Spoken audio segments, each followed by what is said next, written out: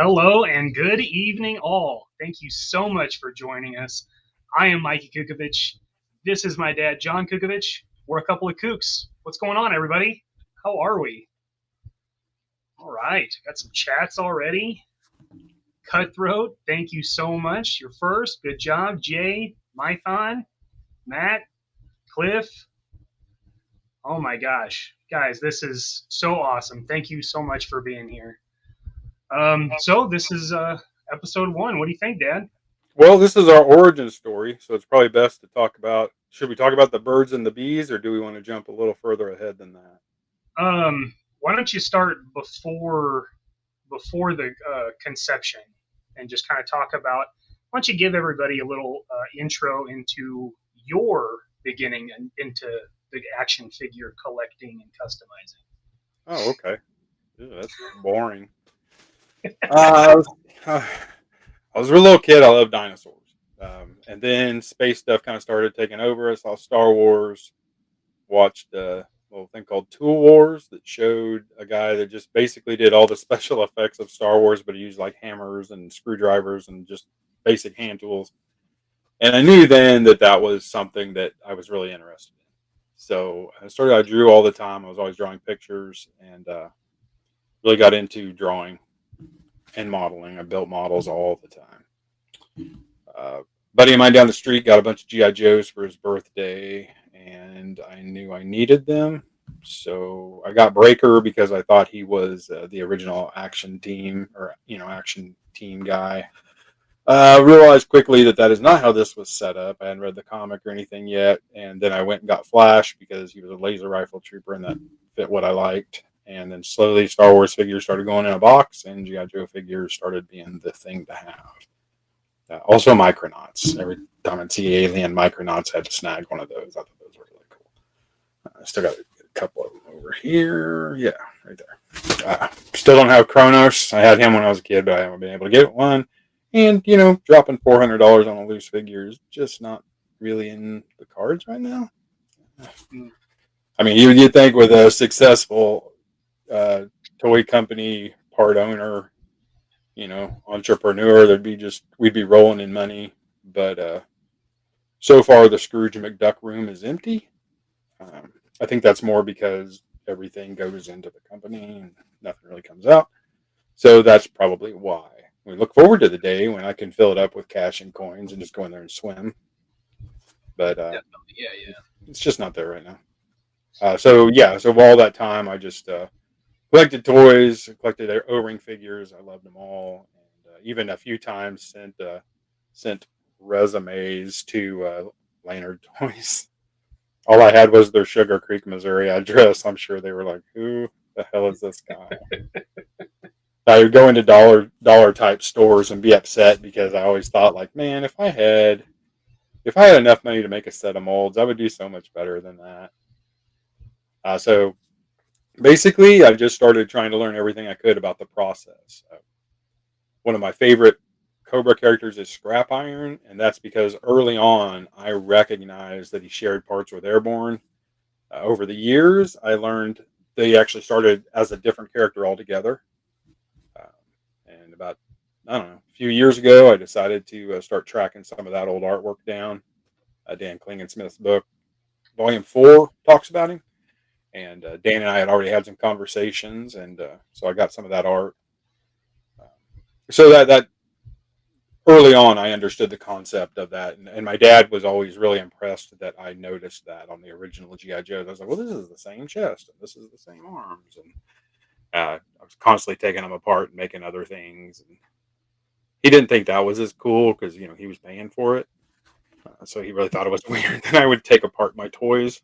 But that's how it was. So that's kind of how I got started in it. I still love Star Wars. I still love all things like that. I mean, I'll even throw out a shout out to Battle Beyond the Stars.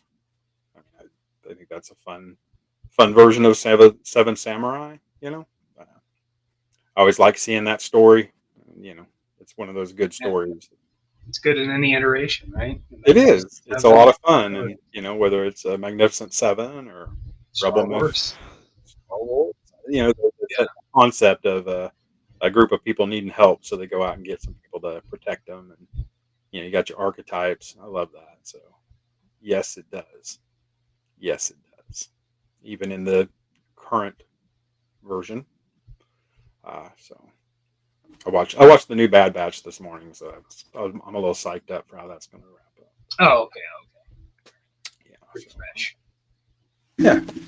But that's kind of how it started for me before Mikey came along. I remember watching the Empire Strikes Back the year it came out. They had a special on TV about how they made that movie, and I remember watching those guys posing the AT-AT walkers on this massive plywood platform covered with flour, and they showed them out there sifting flour and powdered sugar mixture on it to look like snow. And I was, man, that's what I wanted to do. Instead, I built boats forever. So, hey, you do what you do. But what a look into the manufacturing process through those 30 For years. sure, for sure. I learned a whole lot. But and there was always more to learn. And even the job that I have now, you make a product and you think like, oh, it can't be that hard, and then you get into it and realize there's actually a lot to it. And over the last 12, 14 years, I've learned a whole lot about mold building and that sort of thing. But yeah, being a boat builder, it's fiber. I built a lot of fiberglass boats, so there was a lot of mold building in that chemical compound, blah blah blah. So I did a lot of that. Okay. Let's see here. Oh, Yeah, Mikey, what kind of display cases you got going on there? these are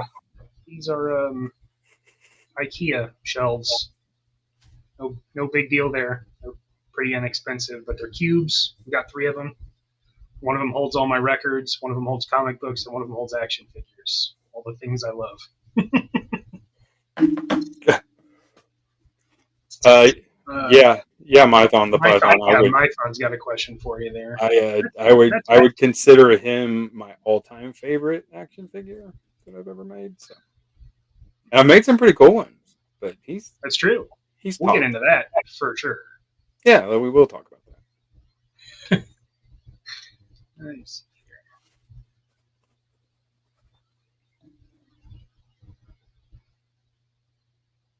Well, Product placement there. yeah, want to represent. Um, yes, they did. Yeah. Yes, they did. So what do you think we should get into first, John? Talking Star Wars. Should we look at some Star Wars stuff that you've done? Well, yeah, we can. Let's do that while we're on Star Wars. Let's just talk about Star Wars a little bit. Matt Noon says his dad was a Marine woodworker. That's awesome. Oh, that's very cool. Yeah. I was more of a Bondo slinger. We built all the bucks out of Bondo and wood. And then you make a fiberglass piece out of that, make your master. There's a lot to it. But yeah, I did a lot of that. There was a lot of carpentry involved, but it wasn't near as gorgeous as actual wood hole building for sure. Carpentry is also something you have some history in, I would say. Yeah. Yeah, my dad was a carpenter and a minister. Uh, but yeah, I did a lot of Star Wars customs, especially 1/6 scale. That was when I was very young. Before I really got into 3 3/4 GI Joe, you go to a garage sale and get a box of 12-inch guys. I played with them all the time. I had all kinds of stuff I did there. So I have a pretty soft spot for 12-inch figures. One of the things I did early on was I did a Attack of the Clones came out, and I can't remember the name of the company, but they were selling prototypes of the Gentle Giant statue of clone troopers. So I bought a couple of those prototypes and cast the parts and decided to make an ARC trooper like what they had made in the Clone Wars. There's 2004. The Clone Wars line. That's where Hasbro introduced the ARC Trooper, and I was infatuated with that horribly articulated figure. So yeah, pull that up, Mikey. So the first thing I did was built a Westar M5. That barrel is actually cut down from a Sigma 6 sniper rifle. The rest of it was all pretty much scratch built, and I used an MP-44 German gun for the basis because I like how Star Wars guns, a lot of them are based on World War II guns. So that's what I did there. That is the statue. I think there's a couple of better shots of the statue in there.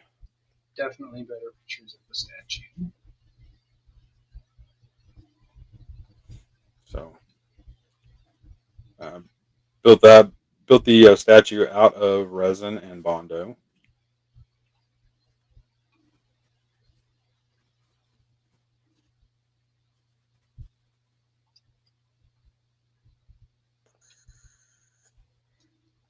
Yeah, so there's the statue in all its glory. I ended up making quite a few of them. I made it. I'm actually those battle droid pieces were just from the 12-inch STAP model kit that Revell put out. And I just painted them red, put them on that base. I made several of those bases, but most of the statues I sold were freestanding, and I sold them for quite a while until got my hand slapped.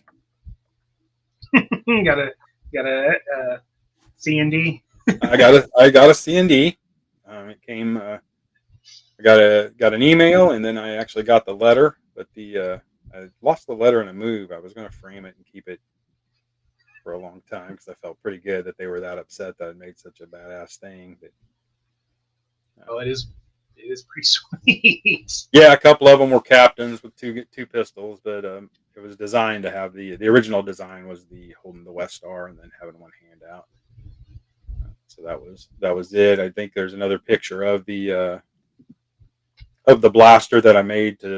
I had a friend of mine do Django Fett's holding it there. Yeah. So there it is, all cast up and ready to go with any action figure that you wanted to make an ARC Trooper. Pretty slick. I got pretty seriously into it and did a version of the ATRT pilot. That one there, yeah. Worked on that. I got it all painted. I just never figured out what to do with the shoulder strap, so it's kind of sitting on the unfinished shelf, and it has been for many years. There's the backpack. My favorite piece probably is the pilot helmet that I built. I scratch built that. Started with a cast of an X-Wing pilot helmet. I was pretty happy with that one. There's a picture there with several of my customs that I worked on over time there. I've got a Cobra Trooper back there. Oh yeah, we'll talk a little bit more about him in a minute. Yeah. Now, that was all stuff for me, and that was later. But talking about 12-inch figures, when Mikey was a kid, we always played GI Joes. We either played with the small ones or we played with the big ones. And when we played with the big ones, we used the backyard. Just became like a massive battleground. Yeah, that's for sure. So, I mean, there was one time we had an entire story where we had a stealth plane that got shot down, and we had all our Cobras out there and our Joes out there. And we would the idea there when we made customs and stuff, we would take stuff that was readily available. Sideshow hadn't really started doing anything yet, so we just take stuff that's readily available and try to make cool toys that we could play with. Yeah, for sure.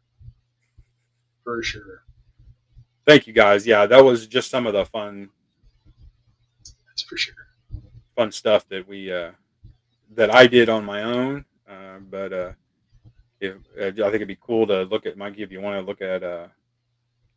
look at some of these and kind of tell people how old you were when that stuff came out. Yeah.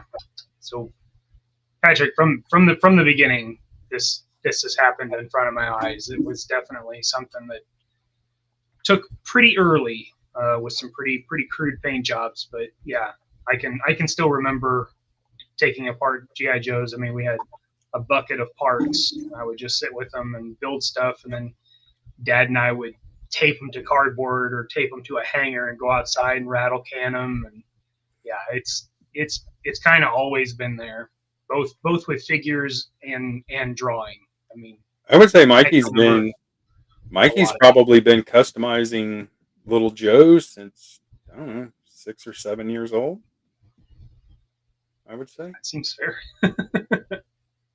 That seems fair. Of course, it starts with kit bashes, and then you Right. progress to markers, and then you get to paint. And I do get a kick out of Mikey's impressions. You guys can probably imagine Mikey is an absolute hoot at social gatherings. And he and I play off of each other enough that I think some people have always gotten a little like overshadowed by our dialogue. We kind of speak a pop culture language to each other. That's Sometimes fair. we can carry on a conversation just in movie quotes. That has happened. And if That's you haven't accurate. seen the movies, you have no idea what we're talking about. So I always get a kick out of when he's on Chad's show and does the presidential performance. I think that's pretty funny. People seem to like that. I don't know. I think this is clutch, right? This was our clutch. This is clutch. Yep, this is clutch. Let's see Pretty here. simple. We You ready, just use Bob? the night pattern. Hey, Bob. Go ahead, I Dan. don't know if we have a picture of of any of the battlefields. Back then, it wasn't as easy. You had to do this and then wait some time to even find out if the pictures look like crap or not. To be fair, this was probably taken To be with fair, a. To be fair, this was probably taken with a digital camera borrowed from work. what? Yeah, because it had CDs, these mini CDs in it that were about this big, and you had to put them all on there and then download them off the CD. Whew, high tech. Yeah, so that's So clutch. Clutch was that's clutch. pretty He changed it a straightforward. couple of times. You had a really good shoulder rig for him at one point. Yeah, we did, but then he became the LSV driver, and really most of those guys were desert guys. We did the Speaking Dusty. of Dusty, That was our first Firefly. That's the I think one of the things that really got us started customizing was when we discovered that if you heated up the Hall of Fame heads, you could pop them off, and Hasbro, no matter what body they came out with for some time after that, that neck peg was the exact same style. So when the new design came out, and then when the super articulated design came out, you could swap those heads back and forth. So this was Scorpion from Mortal Kombat, which is probably some people that would freak out to think that I repainted a Scorpion head, but there it is. There it is. and it looks really good. It was And a it lot of set him fun. apart from other balaclava figured heads. Right. It made him look a little more menacing. Yep, yep, for sure. And oh yeah, So that's our heavy duty. We were at that time Vala versus Venom. Those figures, the Dark Times figures, were out. So we just Hasbro was putting out those figures, but they weren't putting them out on SA bodies. So we would buy the figures, pop the hits off, put them on SA bodies, and then build a figure that looked awesome. Dragon. Some of those parts are Dragon. Some of them are BBI. I love BBI's boots, so you will see several of the customs that I did had BBI boots. That's Blue Box International. They made some awesome sets. Blue Box did. yeah. Dragon made And great later some stuff. really good stuff. 118. Dragon made good stuff, but it was fragile. Super The fragile. Blue Box stuff was a little more durable. Blue Box even sold at Toys R Us. They had an economy line that had way cheaper figures, but with tons of guns. So pretty cool. We Very Yeah, I little, have. but there's some good I think ones. we have one picture of one from the Dark Times that I revamped to make it a little more real world. But Yeah, over the years, yeah, no, we will talk about a vehicle that I did that is it's pretty out there. it's about as custom as you can get. It is. Making something from scratch. Yeah. So what's next? Is it the Doctor? It is. Oh, this one. This one is so much cheese. Oh, this is great. I, Making a custom GI Joe figure out of a Godzilla toy that you get at a garage sale for $1. Oh man, Doctor Mindbender. This is so cool. It was What a a total doctor. It callback was to the Doctor. '95 stuff, which even you were into at that point. We're talking maybe 2000, right in this picture. Yeah, yeah. We had a bunch of Action Man stuff, and I believe this was a. I think this was a Doctor X head.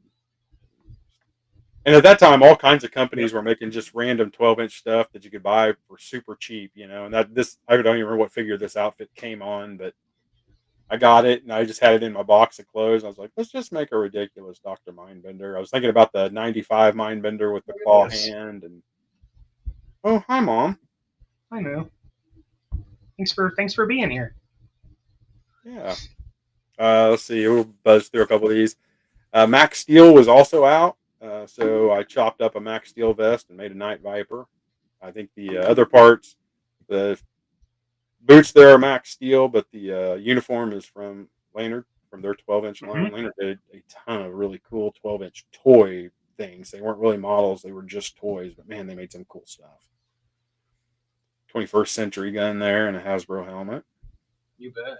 We didn't even worry much about painting them because we just You kit bashed and you color coordinated. yeah, You you got just pretty try to good at get it. it close. Or maybe you dyed it. We dyed some stuff too. We did dye some things, yeah.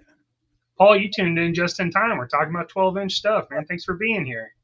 Yeah, thanks, man. Next is Rapid Fire. Rapid fire, that sweet gauntlet piece. Oh my god. Yeah, like I said, we had boxes of just custom stuff, so we just went after it. Whatever looked like it would work, we would just start putting something together. Uh, the next one, Hey what's up, buddy. Chad? Thanks for being here, man. Thanks for letting us borrow your time slot. Yeah, no kidding. Appreciate it. Love you, buddy. Yeah, so Scarlet was just a Hasbro pilot that I sculpted some hair on, just threw some hair on, and then we had that vest from. I don't remember what set that vest was from, but it was really tight on the regular guy, so it looked pretty good on her. So that was our Scarlet. We just went with that. One of the more fun ones is the next one where we used a. There was a line of 12-inch figures called Rapid Deployment Force, which is me personally one of my favorite toy lines of all time. So we used that a hideous night paratrooper It's camo so they had and made us a I desert love it. scorpion. I love It's Yes. just ridiculous enough. We had to fill out those bad guy ranks. Oh man. That Oh, and there you Snake go. Eyes. Classic Commando. A little use of some Hall of Fame parts too. That's nice. Did. Got to use them up. Yeah, so that's just a sampling of. We had a ton of them that were that were when Hasbro started doing the Crimson Guard and the Cobra Claws. Man, we had multiples of those all over the place, and bats. I mean, we 4 or 5 of each of those, and Crimson Guards and everything else. So I was all in on that stuff. Thanks for tuning in. Hey, Renee. Uh, so going from that, I'll go ahead and continue the 12-inch thing. Sideshow hadn't come out yet, so I decided to kind of hone my skills a little bit, and I did a thing called. I was going to make it a like available kit. It was called ETO, Enemy Terrorist Organization. This was right before 9/11 that I started this. So after 9/11, it didn't seem like a good idea to make an enemy terrorist organization figure. Uh, and I just at that time I was tired of casting. I mean, I was casting using 2-part molds and injecting them with a. Hey, there's Shannon.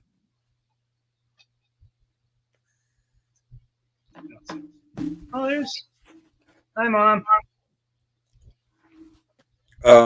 Injecting them with a irrigation needle, which is about 3 millimeter. I would inject the resin into those molds, and it was just getting old. But we got some And pictures of that set, I think. my son's got a question that Chad kind of put on. Oh, You can tell T him about Public, this. T Public, and I think right now they have $16 T-shirts. So go grab them. The guy, you can pick the colors. You can get this shirt and various ones. You can get one with the Steel Web logo on it. You get the call sign Longbow. A couple of other ones. Our buddies over at What's on Joe Mind had an idea for. It was a joke, but we went ahead and made one that said it was that our figures were thick in the crotch. So you can get that shirt too. I would want everybody go grab one. That's the only place we have clothing and stuff like that available. But our logos, call sign Longbow stuff is all available there. So, Sweet. did you get that terrorist figure ready yet, Mikey? I'm getting there. Some of the files didn't transfer. Oh, okay.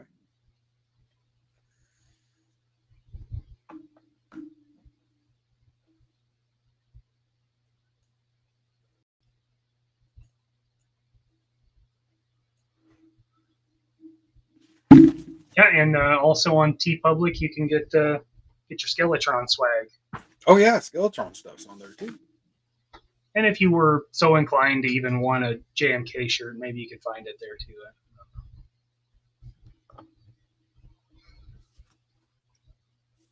We don't make a whole lot of money on the shirts, but it's awesome when you run into somebody that actually has one of your shirts on. That is a pretty. Yeah, it's just like Santa. Well, Cutthroat's got a question for you here. I did not. I probably will. It's absolutely one of my favorite movies of all time. Clearly, and I still really want to build a 1/18th scale MiG 31. I think that is something that is in my head, is something I would like to do on my own. But right now, all my Cold War thoughts are on Longbow, and that's where my brain is right now. Take that as you will. Let's talk about this. Oh, Firefly, yeah. Yeah, this was a lot of gear. Used a more traditional balaclava. But the gun was my favorite part of this build. I really wanted to build something. I used a Mat 49 from 21st Century Toys. Added that front where it still sort of looked like it. That I know it's kind of ugly, but that stock does fold to the side. I just wanted something that looked like Firefly's gun if it was a real world gun. And then as soon as I found out Sideshow was making a Firefly, I got rid of it. I sold it on eBay for a really good deal, and I kept enough parts to build another one of those guns, but it's still in the little Tupperware Firefly gun box. And then Sideshow stole your idea. Totally. But yeah, so that's it. And then this is the Cobra Trooper. I don't remember what company made the suit, but I really liked it. It was an odd company, really hard to find. I made that rifle that's just carved out of Bondo. It's nothing fancy, but the helmet and the knee pads were what I was going for, so that you could actually have a nice. And an AK with a grenade launcher. Yeah, I did that early on. I scratch built that BL-15 and then added it to a 21st Century AK and cast a bunch of those. You could actually glue that onto an AK, so I had tons of those. Like every AK we had that you could snap onto it. And then I have cast those parts, and I don't have pictures here, but my Sideshow Cobras are all in that with those helmets and those knee pads, so that they carry on the legacy. Yeah, I wanted to look like it. Looked like they did. I always thought that was kind of a cool thing. I liked that they wore jack boots. I thought that was cool that the enemy troopers actually looked like traditional enemies from movies and things like that. So mine all have jack boots with these knee pads and helmets, even if they're desert or snipers. The black ones, tan ones. So that is. So that's some of the stuff that Mikey got to see. That's for sure. What do you want to look at now? Let's dabble in some O-rings. Yeah, let's do that. Real early on. So Mikey and I used to go to Collinsville, Illinois, at least once a year for a G.I. Joe con that James DeSimone, I think is how you say his name, he put on. we would do that show every year, and it kind of became a tradition that I would make up a story to tell Mikey, and I came up with this concept. Now, this is the 1990s, guys, so don't beat up on me too bad, but it was It was called like 95, 96. yeah, it This was is called early. GI Joe 2000, and in this story, the GI Joe team had been disbanded, and Hawk was wanting to get the team together, so he was just picking certain operatives, a small group of operatives, because I really wasn't sure what they would all look like. So I just made a handful of figures that are characters that I really liked and used like rather unusual builds for them. And the idea in the story was that when they were going to the presentation to the president, that they are attacked and a bomb kills Hawk, messes up Flint pretty bad, and Duke also has some injuries. And when that happens, the president decides that Flint is going to be the basic leader of the GI Joe team because he wants it to be a tactical strike team, and Duke becomes the field commander.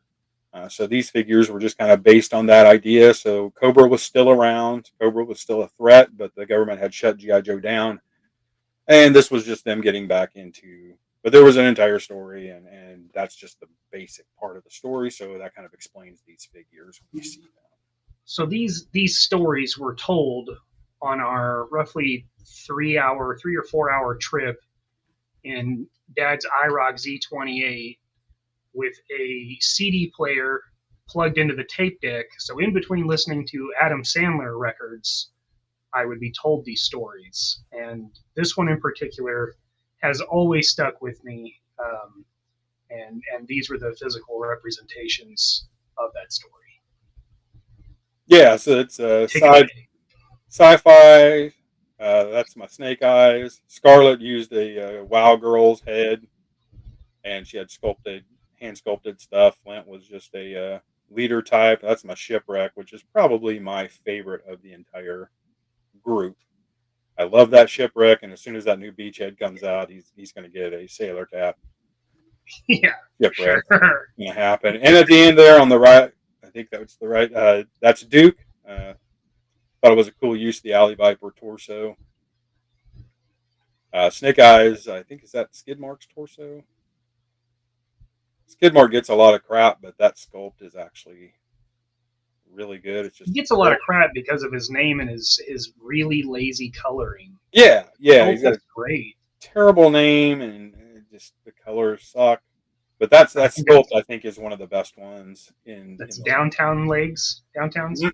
Yeah, Yeah. yeah. I just used red. I know that's not ninja-ish, but I just wanted. We uh we were discussing last night some storylines for a GI Joe series. We may do that on like a future stream or something. Talk about some stuff that we've got there. Um, yeah, not that it takes a whole lot to top the GI Joe movies. It's a fairly low bar, but No, we discussed an idea that I had where we could take the pile of crap that is the movies and same take that car two or and three times. kind of go through it. Yeah, man, I've had several. I've had an IROC. There was a Chevy and a Dodge, a Chevy SS Camaro, Chargers. I pretty much lived that life.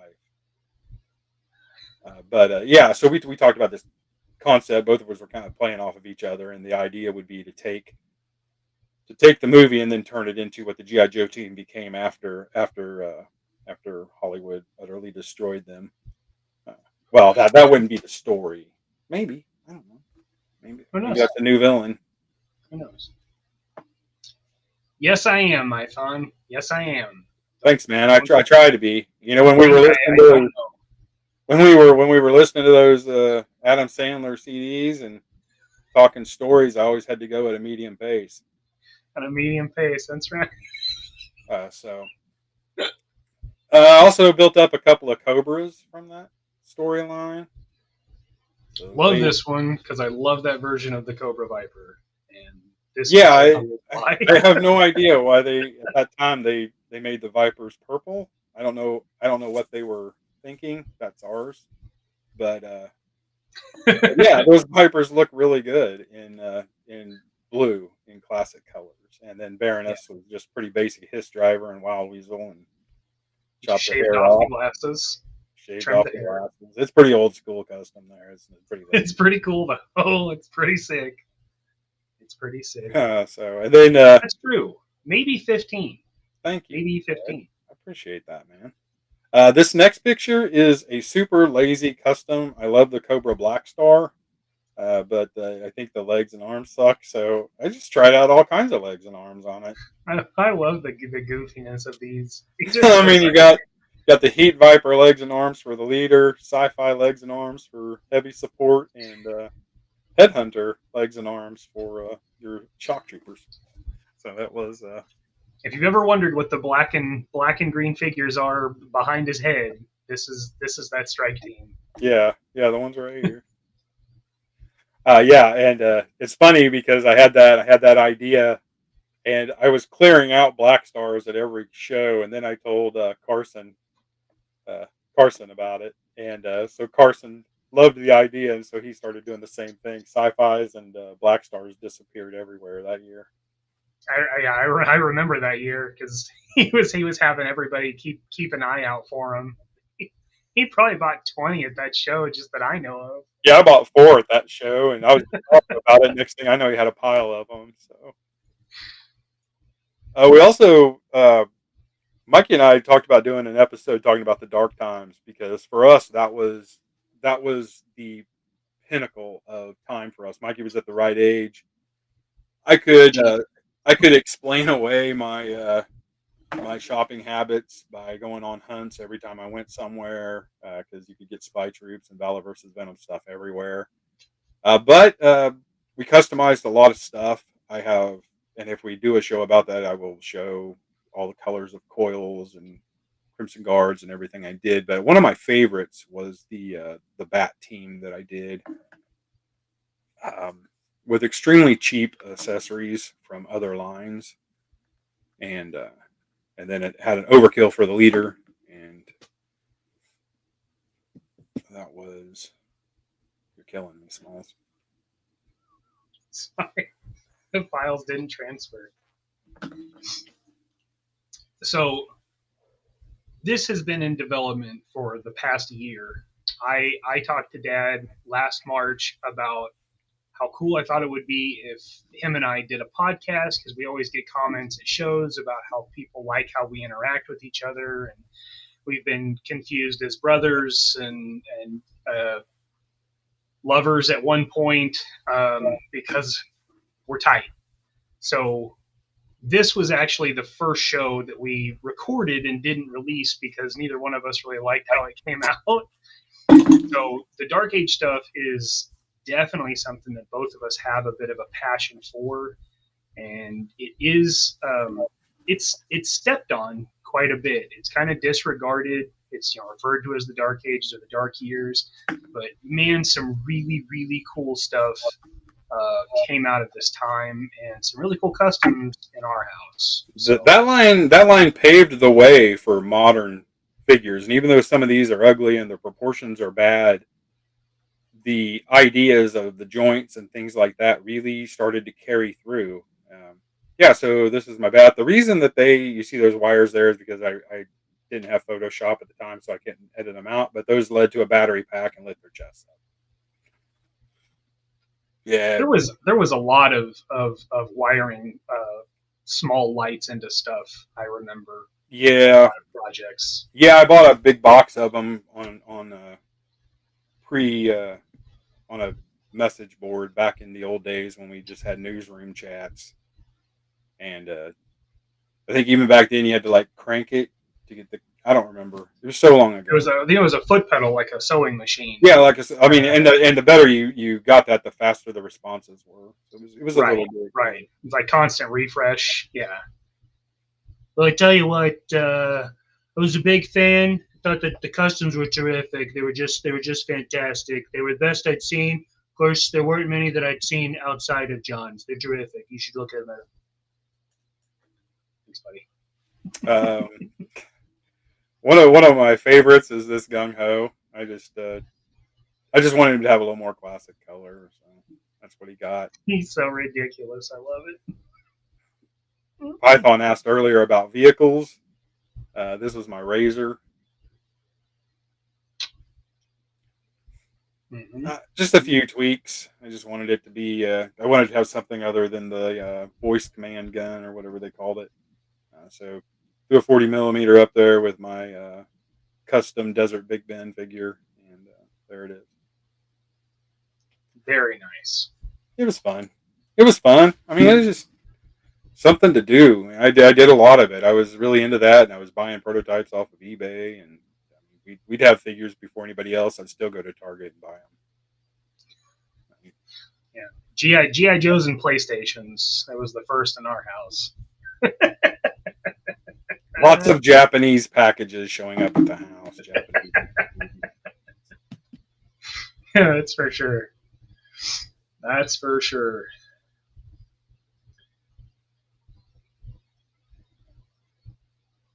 What do you got next, bud? Well, there's lots of stuff that we could look at. We could switch to a different media of expression. We could. Do you have any stuff, or are you just letting me carry this one? I have stuff. I have stuff.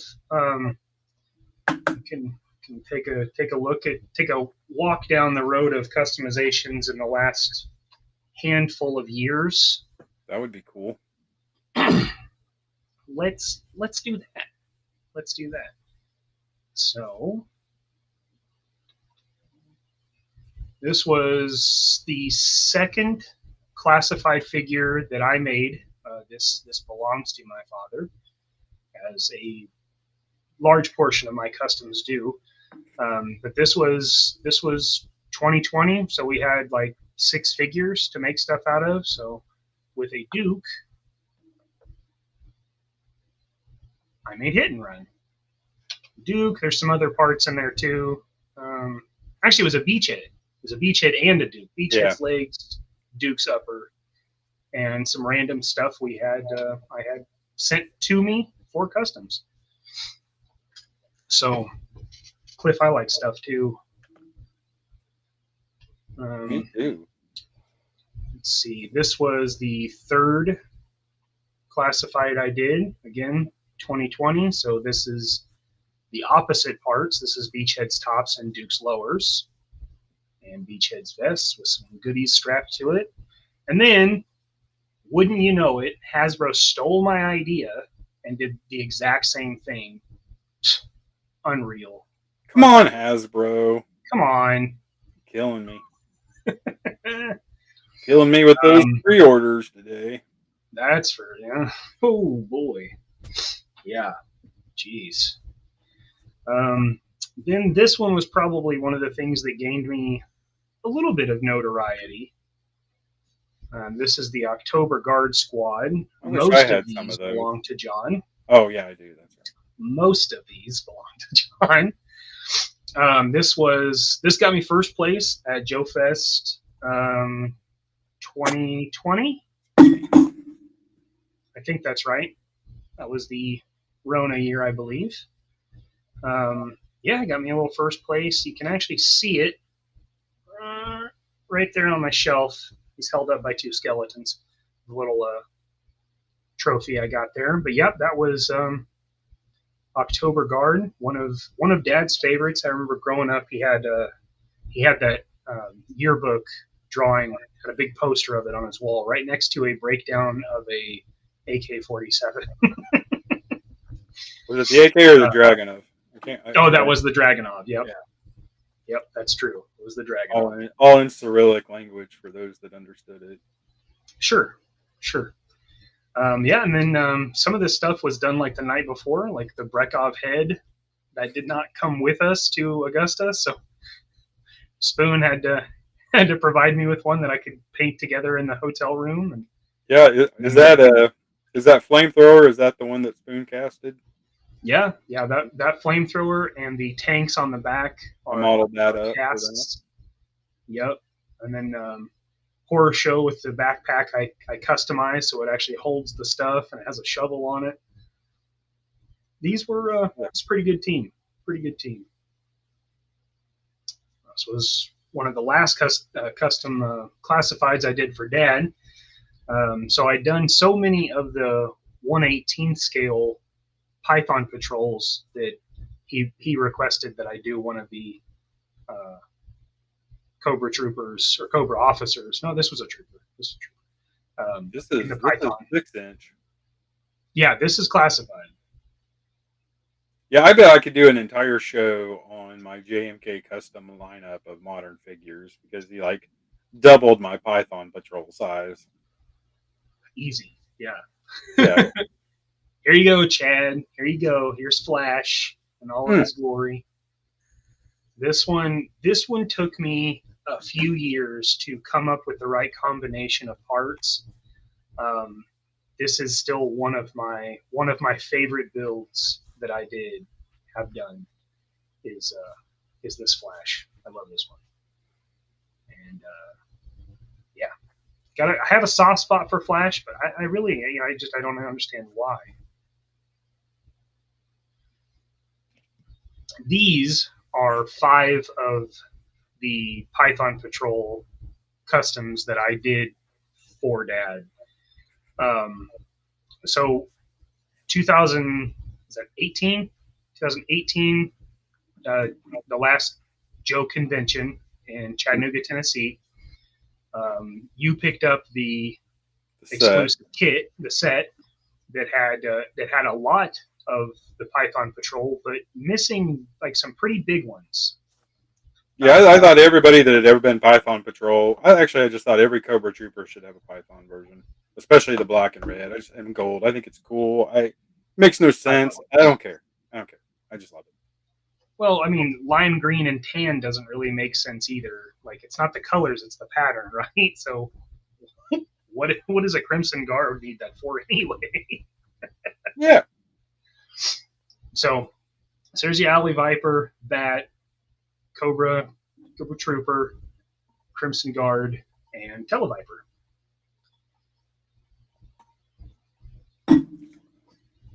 Here's my look at that OG 13s. Yes, I'm 12, but yeah. So this is that backdrop is actually my computer monitor. Just I put the tank in front of it and posed them all there for a class of 82 figure picture. Very nice. Just all my modern interpretations. Hey, Darren. Whiskey Jack Toys is on. Hey, nice. Hey, it's all right. The restaurant was crazy, man. That's money coming in. That's good. That's good. Thanks for coming, man. Appreciate it. Very much so. Let's see what next. Okay, another class photo again with the computer monitor behind it, kind of like they're standing on the deck of the flag. Tripwire, Cover Girl, Airborne, Lieutenant Torpedo, Duke, Ace, Wild Bill, my version of Gung Ho, which is an adaptation of one that Dad did in a 12-inch figure, Snow Job, and Doc. Probably my favorite overall cast. Here is one of the other Python Patrol. That's mine. Got to give love to the Eels. Cobra Viper. That's mine too. Yeah, all these are Copperhead. There's my Copperhead. And then something that doesn't belong to John, the Sergeant Slaughter that I sculpted. You win them all. You can't win them all. That's true. That's true. So yeah, so this is my version of the Sarge in the more so the style of the first appearance in the comic book. As most of you probably know, I'm not a big Sergeant Slaughter guy, but he deserves representation, and I like this version. So yeah, that was using of course retaliation roadblock legs, bazooka torso, retaliation roadblock arms, and then I just sculpted the stuff and then did some work on his face. I did a little resculpting. It didn't look Sergeant Slaughter enough. That's that. My version of Firefly. Pretty self-explanatory there. He's probably my favorite Cobra, so I'm with the majority probably there. So I wanted a ultimate version of him. So just glued everything to him. My version of Cobra Commander, and yeah, my version of Cobra Commander's hooded. Suck it. So this is kind of based on the comic book cover that came from the IDW line. Is that right? Yeah. He's got the coat. Love that cover. So that's what I wanted to do there. Deep Six, one of the earlier customs I did. Not a fan of the original one. Don't like it. Don't like it. So he's But it's got a pump. He does. He does have a pump. He does have a pump. He does a thing in the water deal. He does a thing in the water. That's true. That's true. Yeah. He's the guy with the thing that does the stuff. Yeah. This is that's Mal. That's Mal from anybody that's a Firefly fan. Yeah. Once I started getting lines outside of Hasbro, and met John Russell, and yeah, absolutely had to get some of his figures. So one of the first ones I got was intended to be Captain Mal. And the soft goods was from a vendor at Joe Fest, Gorilla something, I believe.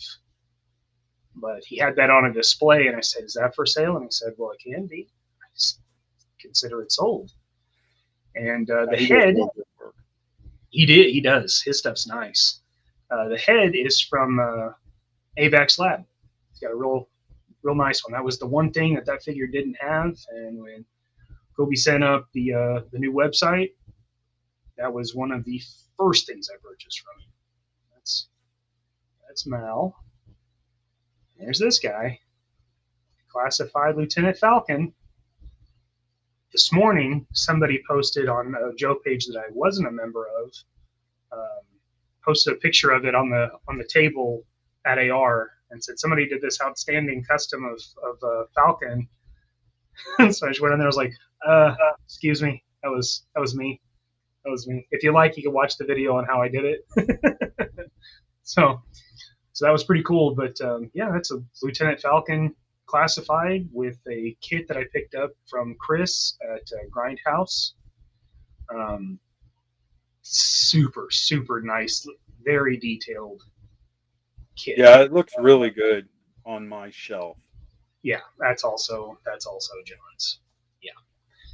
So Cutthroat, yeah, that the whole kit. I think one of the drop downs may be from something else, but the shotgun, the harness, the head, and the beret, the backpack, all of that stuff came from Chris at Grindhouse, and he told me to let anybody that was interested in them to message him on Instagram, and hopefully at some point they'll be putting them on a site or something, because they're it's a good kit. He had 20 hours of painting for camo. This is what I got out of it. Turned out nice. It did. And so a little bit of different, a little non-GI Joe. A couple of customs I did for my Marvel stuff. This is my X-Force squad, custom cable, painted, as well as took away the metal from his face. That always bothered me on this figure, but I think it's a really, really cool figure. Warpath is a repaint of Warpath, plus added some stuff and sculpted the face mask on him. See it there. And then Archangel sculpted part of the head and hand painted the lines, which was awful. That was really terrible. Tiger stripes is one thing. They don't have to be straight. When they have to be straight, yikes. And there's another one for John's collection. The Major. And here's some of these. So this is the first modern 4-inch figure that I did for John, as well as the first modern 6-inch. So as we were saying with the 12-inch stuff, that was a big part of our initial bonding. That was pretty early. So when Sideshow stuff came out, even though I was not into collecting at all at that point, that figure made an impression.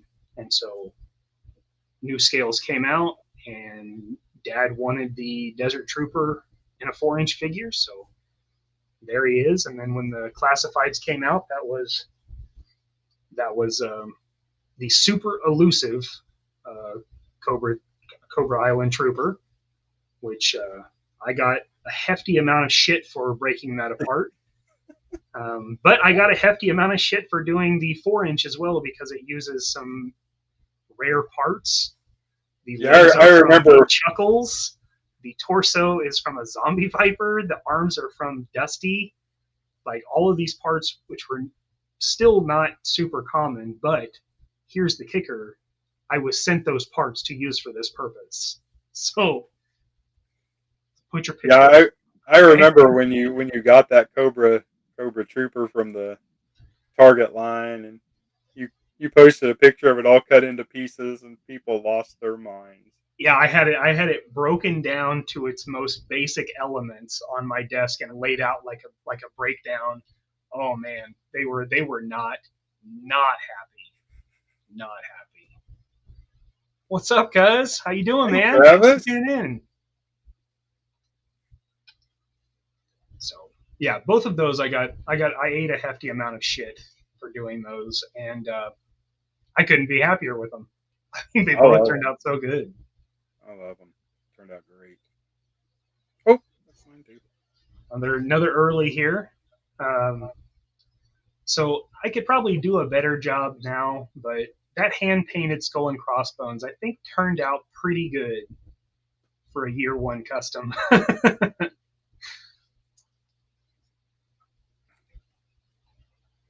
There's a better picture of Snow Job. Um, one of my favorite builds. The parts work together really well. He's very posable, very very dynamic as his card art would suggest. And after watching the unit, real appreciation for this rifle right here. Mhm. Love that episode. It's a good one.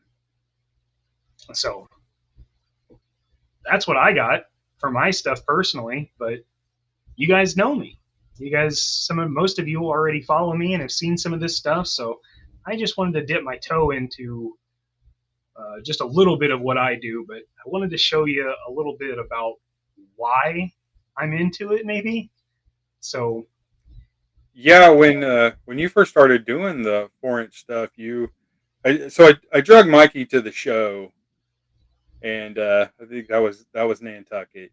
Um, I was meeting with a couple of guys that both are very successful now. Whiskey Jack Toys, who is on here tonight, and Jason Shiremeyer over at Strike Force Alpha. We were meeting to talk about some ideas, and it's kind of funny because some of the things that came from that meeting ended up becoming a couple of Jason's figures that are here behind me.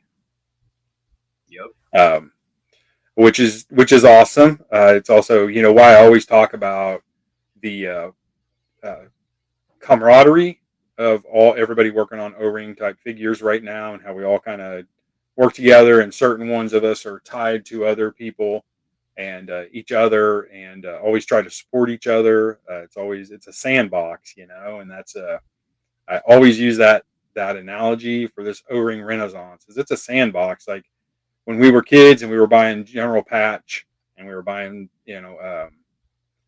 oh man, we had Remco stuff. Galoob had stuff. The A-Team figures. We had GI Joe, Leonard. Everybody had versions of 3 3/4 toys, and we all played with them. It didn't matter. Leonard did a lot of awesome weaponry that we could not get. They had a sniper rifle that we didn't even have in Hasbro. So I mean, even if you were just buying them and using them for replacement T hooks and O rings, you were still buying the cheaper figures, and some of them are pretty awesome. And it's kind of cool that right now that same thing is going on, but a lot of us are involved with each other's stuff. We support each other, and it's always awesome to tell those stories. But we go to Nantucket. Mikey was not even into it. And we're walking around, and in fact, just a few months before, he had talked me out of buying a figure because he's like, "Come on, you don't really want that one, do you?" Are you talking about Chattanooga? Yeah, I'm sorry, I said Nantucket, didn't I? Chattanooga. I was like, we definitely did not go to Nantucket. That's a different story. Oh yeah. That's a Dice Man story, is what that Yeah, is. yeah. Faith too. Hey, Hi. Faith. Thanks for watching. So Mikey wasn't really into it, and I come back from one of my walks across the floor, and that was a big show for me. I'll show you something that happened at that show that kind of got me into the group. I It really kind of started getting you excommunicated before you got into the group, I think. almost. That stirred a hell of a hornet's nest to start It with. did. It did. We'll talk about that here in a little bit. But Mikey, I come back and I have Marauder had done a John Wick figure. And I came back and I was like, man, check this out. Mikey's like, that's pretty cool. The next thing I know, I meet Mikey and he's picked up a couple of figures. And then that evening, we met again at the hotel room and he had like an entire bag of figures. And he was like, hey, if I wanted to make this, what should I use? And I said, well, let's go look on the floor. So we went back over to the center and looked around. I said, you probably want this. I would use these pieces here. And that's how I got started in it, was that damn John Wick figure. That wasn't John Wick. Yep. Yeah, Theodore.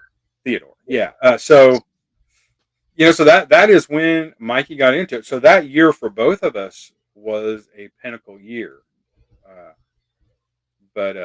So I think I'll tell you what happened to me that year. That was how Mikey got started, and this is when I met in person. Finally, got to meet. I met Troy that year. I met Darren from Whiskey Jack Toys. Jason I had met a few times. All these guys. Paul from Rage and Spoon. Met all those guys that year. It was a huge year for me. But it started with that year too.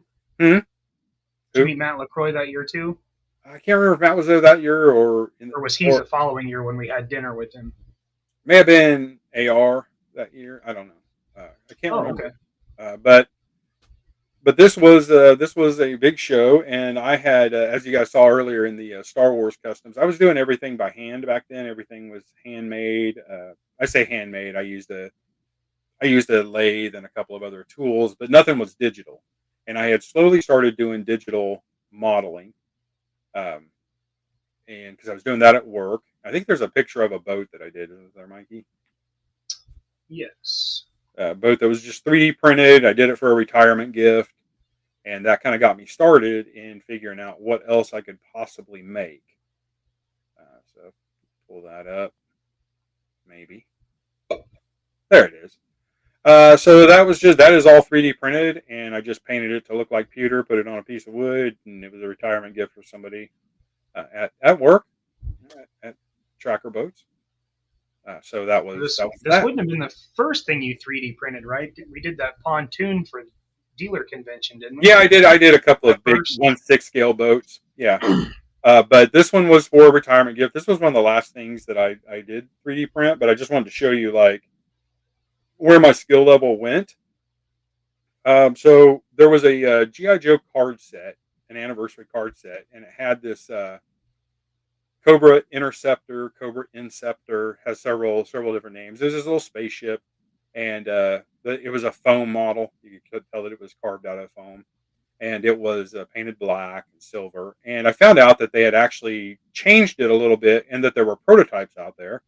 And I found it on an auction somewhere. There were three pictures. There was a picture kind of it angled like this, angled slightly like this, and then one of the cockpit.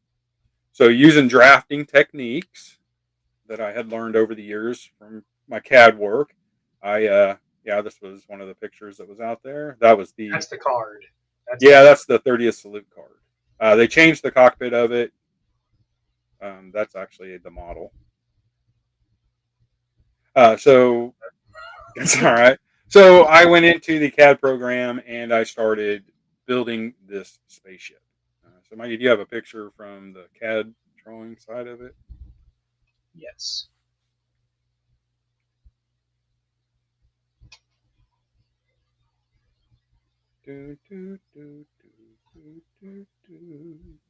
There it is. So that's what I made. The bottom of it is very plain because I did not have a picture of the bottom of it. But I went all out on detailing the top, very similar to the pictures that I had.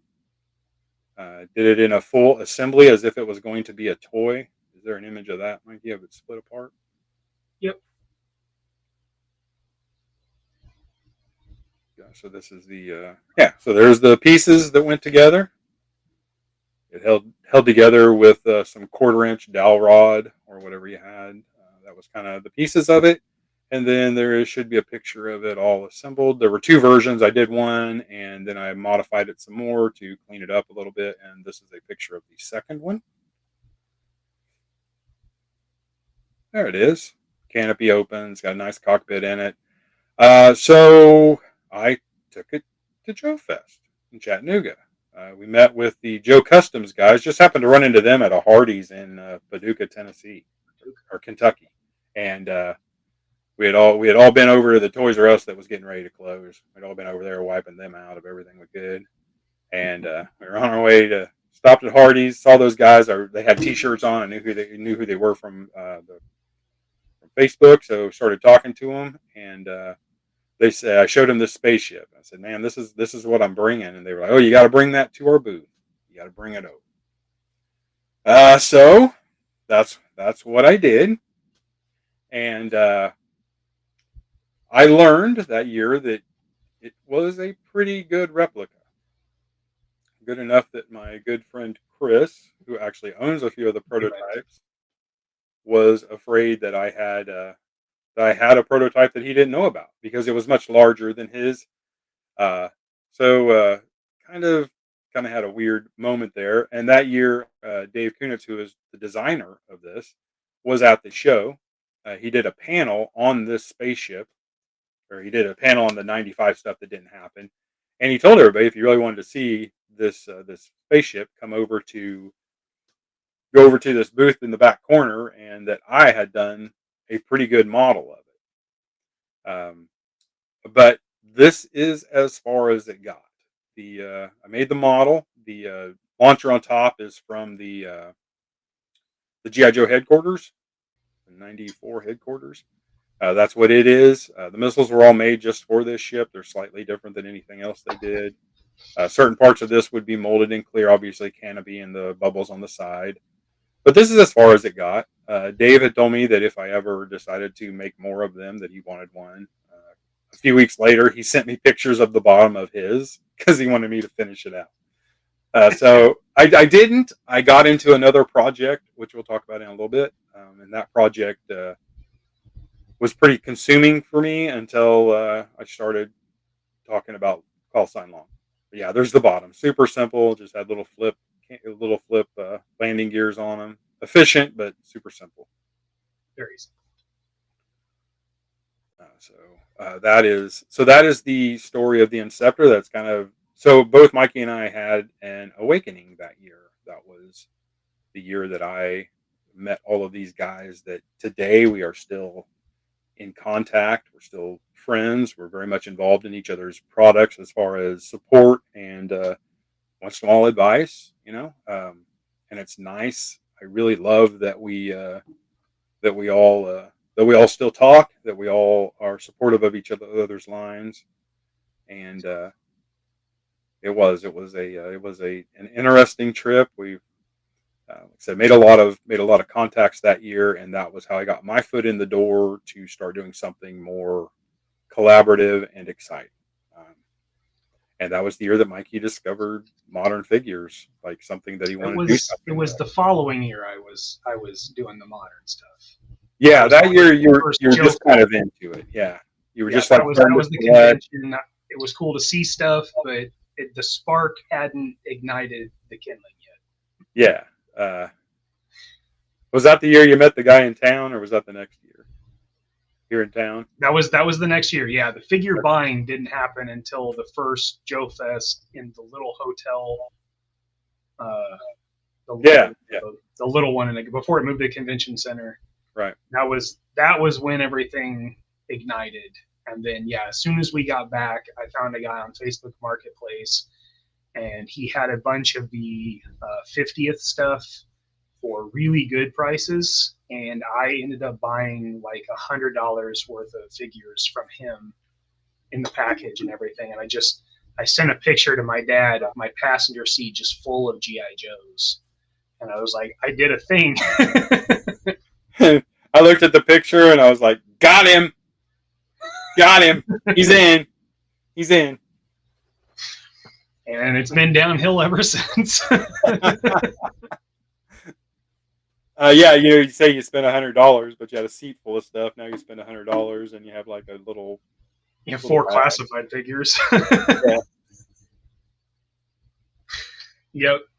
That was the one. That was the show. First Joe show. So it was 2018 was the last GI Joe convention, and then 2019 was the first Joe Fest that we went to, and that was where I met Rage and Spoon and Matt LaCroix, and started my networking chain. Yeah, right after that, I started working with Spoon on the Complex Wave 2 line. That kind of tells people that are backing that or interested in that how long that has been in development. And then at AR that year, I brought prototypes, 3D printed prototypes for that line. And yeah, it's crazy to think that it's taken that long to get it together and get everything going. So many things happened. He lost his factory. I think I talked about that last time. He lost his factory. The other factory came in, saved it, but molds were bad. Nothing fit right. So even the stuff that I had modeled went through several iterations to make sure it all slid together correctly.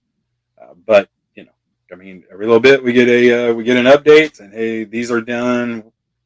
Working on the next one now, and they fit him into the schedule every time they can. He wasn't a planned part of the schedule, so they just fit him in between everywhere they can. That's why part of why that is taking so long. But there's progress all the time. Every couple of months we get a new update. A few more parts are made. This mold is finished. We started this, so but that started 2018. The R&D side. 2 years ago at AR, you guys had some of the Wave 2 pieces that they'd sent to test out. Yeah, first mold. So you're getting physical stuff too, but it's a lot of it is having to send back with adjustments, just like everybody else. Everybody has to go through that trials. I mean, that's your QC. If you don't do it now, believe me, it'll happen on the market. I mean, it ended up Rage and Spoon, the factory they have now, is a very high quality factory. They've just done action figures. They really weren't ready for all these pieces that had to interconnect and fit together and slide and be able to unslide them and take them back apart. So it's been a learning process for them and us. So I always try. I know he's got a couple of people that are worried that he's taking the money and running. He's not. He's not. I promise. We are. It's just slow going, but it is going. It is going very well actually now. Started last year. We really started getting some pieces and parts finished, and they fit nice and they look good from the factory. So, I'm still stoked about that. That was really the first big project that I was involved in after that show in 2018. So I always like to do a shout out there and let everybody know that is still happening. The factory still has it. It hasn't been given up on, and Rage and Spoon is still trying as hard as he can to get that stuff out to you guys. Definitely. I see there's a question about a play set for call sign. Yes. We have so many plans for call sign Longbow. I talked about this in the last show. Troy and I just hate to talk about the future until we deliver the product we promised. Yeah. It's like talking about grandkids with the girl you just started dating a week ago. Right. So let's get through this step first. Yeah. Let's have a couple of kids first. Yeah. We're skipping some steps here. Let's go through the phases. And as somebody that has worked on several projects on my own and struggled to get funding or struggled to get interest in it, Kickstarters make it a whole different world. But you should always I think you should always make sure that your Kickstarter people are taken care of before you start talking about other product. It gets really the line gets kind of shaky. You are working on other things. Troy and I are constantly collaborating on projects. Sometimes with the guys at RoboSkull, Skeletron. Sometimes not, and sometimes it's just stuff we've been wanting to do since the first time we sat down together. Uh, so I yeah, shout out to Skeletron. Absolutely. Uh, Always the so that's just something that there they are. There they are. Man, Uh, stealthy. we have a lot of plans for accessories, vehicles, more figures. There's a lot in the pipeline, but man, I want you guys to get what you paid for first, and once people start getting those in their hands, we will start dazzling you with our next waves and our next ideas and stuff like that. So that's where Yeah, I that. mean, there's plans and there's priorities, and That's right right. now, getting you guys stuff in hand is top priority. So I know John and Troy have put a great deal of effort into staying on top of that before they start talking about anything future, other than letting you know it's definitely on both of their minds. It is, and it always is. But it always comes down to and this would be true if I had an investor. I would not want that investor to think that I was spending their money on something before I had even delivered what they said, what I told them I would deliver. You know, Yeah, I mean, uh, you guys aren't the government. I mean, you guys have to be right, accountable for what you spend and where it right. goes. Oops, A submarine that looks like an octopus. That's cool. looks like an That's octopus. actually a cool idea. Ben, take that down. That sounds that sounds like some cool Red Shadow stuff right there, dude. uh, so now talking about in Chad's last show we talked about how the development process goes, and we've talked about 12-inch figures, and so I had brought some stuff from a concept that I did quite a while back when I was doing 3D modeling. I had this idea for a 12-inch figure that would be a very economy level figure. That's one thing that I have noticed about 12-inch figures. Like you can still buy Barbies, but nobody's doing a military or really adventure stuff. Some people have some. You can get them on you get them on Amazon. There are ski patrol guys and astronauts and stuff like that. And they're all very simple and using tooling that's been around for 25, 30 years. Some of them. Some new stuff A gets lot of it's started. on par with the World Peacekeeper stuff. It is, and it's stuff that World Very, Peacekeepers very was doing simple. in '95 and '96.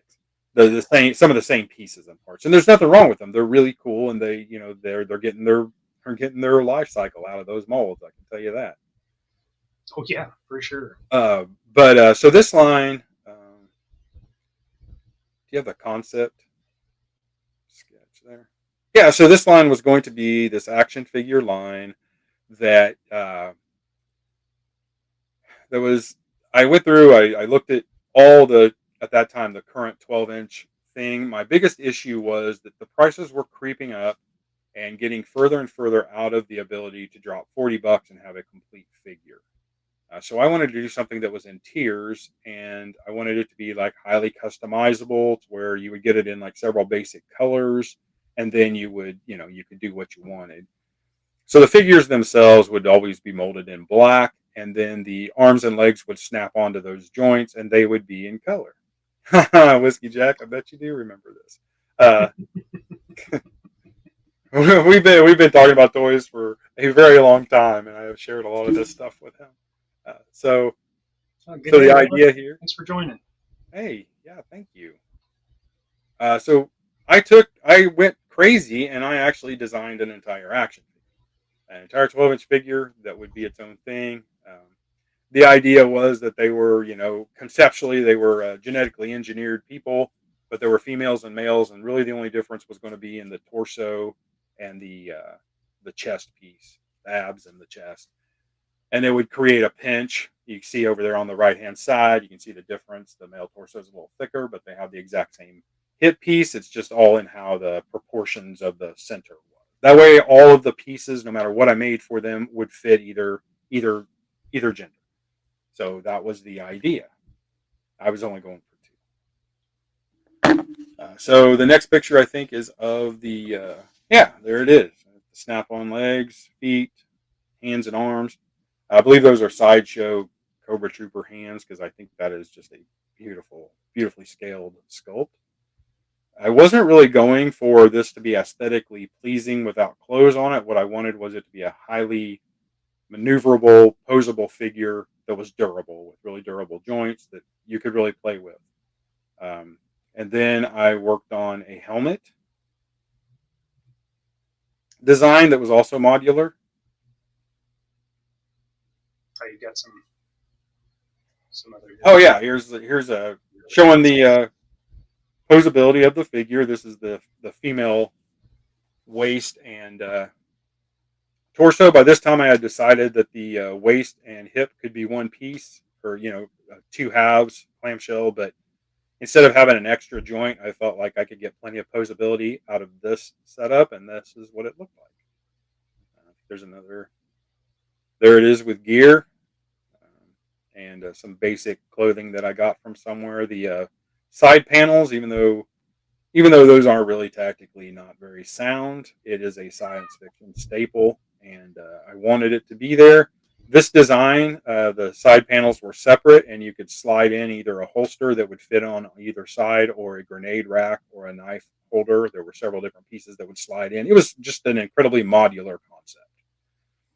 So that was the whole idea of it. You would get these in certain colors, and then you could, maybe decals you could put on them, paint them different ways. But that was the idea of this entire concept. The helmet A there. question for you here. Is there any reason why you cast in black? Yeah, all of the figures were going to have a full costume because these were designed just to be these figures with those pieces on them. I was trying to go to make it as inexpensive as possible, and if I could mold everything in black and not worry about skin tones. The heads were going to be a whole different story. They were going to be highly customizable. Each figure would come with like three heads. Uh, that's like me remembering the concept. But molding all the body parts in black, it was just so that they could go with no matter what legs, lower legs or arms you put on it, whatever head you put on it. The head was designed. You could see in that one drawing, it was designed to look like the neck was part of like a bodysuit. So that bodysuit would go all the way up to the neck, kind of like a clone trooper, and uh, and all you had was a snap-on head that snapped on that one, a ball joint, and that was where your kind of think XCOM, where you can pick your soldiers and you can pick their gender or their the color of their skin or their look, color of the hair, all of that could be highly customizable by having three head sculpts in each pack. You could have a green set that had Latino sculpt in there. You could have, you could just do all kinds of things by making the body black, and all you would have to worry about is pumping out black parts for the bodies. Then everything would be okay. I'm going to have an arm, leg, boot set here, armor set here, heads here, and you could just do all of that like totally modular, razors and blades, right? Like Barbie and the early GI Joes. So that is why. Uh, Well, how about this question? you know what? I don't know. I don't know what the future holds. You know, I would It's like like to have Mr. one. Sinister when you said that. Yeah, I don't know. I don't know. I have a high passion for this. I would love to figure out a way for that to work, but again, it's really difficult to talk about future ideas and things like that without having delivered the product I originally promised to deliver. Sure, makes sense. I don't know what's the There next was picture. kind of follow up there. Well, and I can tell you this: I had thought about that. As someone with a really detailed background in plastics, I know that that like with regrind colors, you can get a really really dark gray. That's a natural. It's a natural tone for dyeing plastic for the coloring in the plastic. So that was kind of my idea. It would be whatever I had not talked to a factory about this at that time. So I was just kind of going to go with a basic color that would just be used everywhere. So it wouldn't have to be onyx black. I was just using that for the pitch. Uh, but yeah, that is a good point. To have pure black would be more expensive than a gray. So after I had done the pitch and worked on things and knew a little bit more about plastics and resins, reactives of dyes and things like that, I did know that it would probably need to be a really dark gray or a greenish gray or something like that. So I did, yeah, that is a really good point. It's Squid mark. squid mark. Uh, Thanks, Lotho. That's an awesome question. If I What could, other pictures do we have? Skilletron's got another one here, real quick. Do the math. Carry the one. Divide by pi. A little older than 12, but not. Just to cover our base with that comment, Mother was around the same age. Yeah. I just want to get ahead of that. Let's talk about these helmets. Yeah, so the helmet is also a modular design. Always loved Alley Vipers, especially the second version of that. There were some other looks here. I kind of wanted to go a little stormtrooperish, a little whatever, but I like the Spartan style cheek covers. So that was what I went for. This doesn't show the back of the helmet. The back of the helmet has two spots where hoses could go in for a more atmospheric pack to be attached to it. So these little rebreathers that snap on would be a little more robust with that hose setup. But yeah, the visor snapped in, and this was kind of one of the full mock-ups with a Hot Toys head, and I just love the way this figure looks. A lot of Halo, a lot of Space Marine, Yeah, a lot of science fiction, pop culture influences here for sure.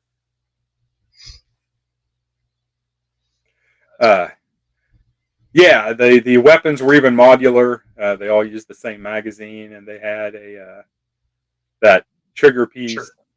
Sure. That's actually pretty close. You're just a decade off, but yeah, pretty good. The range is right. Yeah, pretty close. Pretty close. Thanks, Lilith. We appreciate it. Thank you. I'm passionate about this stuff. I know sometimes I get a little off subject and talk about a lot of different things, but I just love toys, all kinds of toys. So, I think that if I ever had a chance to do some diecast cars, I would do that too. There's all kinds of things I love. And then I think there's a picture of it with the sniper. Yeah. Love this one. This is so sick.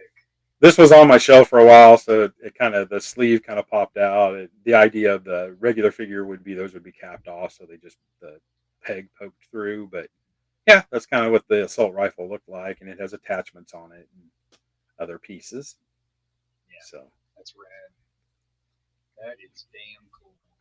So that was that. That was what I wanted. That is what I wanted to do, and then we started working on grindstone, or started doing grindstone. Started working on call sign longbow, and that's been the focus ever since. Yeah, Python. That was definitely. I was not at that time as into the 40K civilian stuff at that time. I was more into the Space Marines, and like Cypher and stuff like that. So I found out later that's what it looked like. There was also a video game that was a Dune video game that was like on Commodore 64, and I loved the art on that game. It was not, the game was awful, but the art was really cool on the front, and so that probably inspired me a little bit. That makes sense.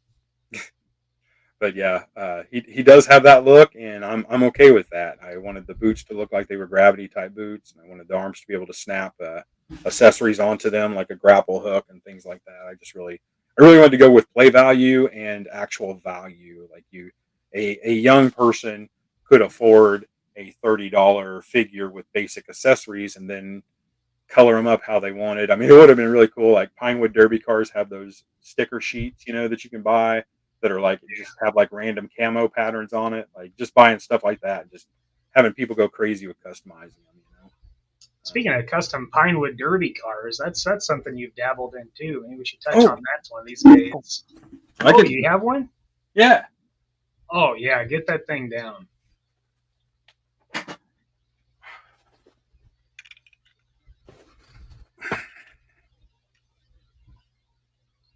Let's take a look at this Pinewood Derby Charger Daytona. So I built this chassis so that you could put weights in here where you needed them.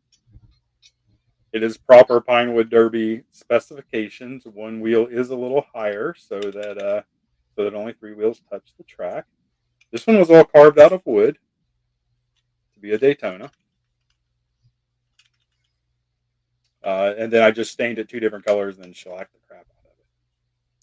But this is just one that I've done. This is the only wooden one I've done. I've done several that were a little crazier than that. A couple of NASCARs, stuff like that. Yeah. The Earnhardt Monty was pretty sick. Yeah. I did an Earnhardt Monte really Carlo, cool. early and new styles, and thanks, brother. Appreciate you coming in, man. Love you, dude. I did a Mako Shark for somebody one time that had that was all greenish colored and silver. And I've done a few of them. Those are for people that say listen, I don't have time to do this with my kid. Can you do this? Yeah. This one was actually for a Bass Pro Pine Car Derby charity event where the owner of Bass Pro, Johnny Morris, was going to race against Richard Childress. So it was only fair that we did a couple of good wrench cars and the Daytona. Sure. But that was part of that, and I kept that one, and the 88 Monte Carlo fastback, I kept it too. So it's not out here, but I'm really proud of the Daytona because carving that out of wood with a grinder and a X-Acto blade is something. It's a labor of love, is what you're saying. Yeah, sometimes, and I know you know this too. Like it doesn't when you're doing something like that, and you have no idea how it's going to turn out. And you're just messing around with what you have. You get very attached to the project, and when you're doing it for somebody else, and you are pouring your soul into it, because this is what you want to do. It's hard sometimes to let those go to people, even though they're paying you. I've done a lot of custom 12-inch action figures of actual people for Christmas presents and stuff like that. Hand sculpted heads and fine. Again, Johnny Morris. Yeah, I did a Johnny Morris. But and it's funny because you think about that in the custom world, but like when we were talking about last week in the show with Chad about Troy and I working on things with the Skeletron guys and just stuff like that, it's the same. It's the same thing. And when you know that something that you worked so hard on, and I see the stuff like Strike Force Alpha stuff that, were from basically a napkin sketch I did one night when the 3 of us were talking on the phone about another toy line. I was like, what if we did something like this? And everybody laughed and joked around. And then Jason calls me later and he's like, hey, can I use the design? Absolutely. So, you see something as simple as a quick napkin sketch turn into an action figure. And on the other side, you have something like Ghost that was years of development and not sure where we were going to go. And then that one thing happens and it snaps. And you put everything into making that the baddest figure you've ever made. And it's pretty rewarding it's different, but it's a lot the same. When I worked in boats, I was a project manager for all the way from design to production. And it's even that. So anybody that makes anything, whether you make a coffee table or a clay pot for your mom in school, like you do those things and it means something to you. You put a little bit of yourself in that. And I love doing that.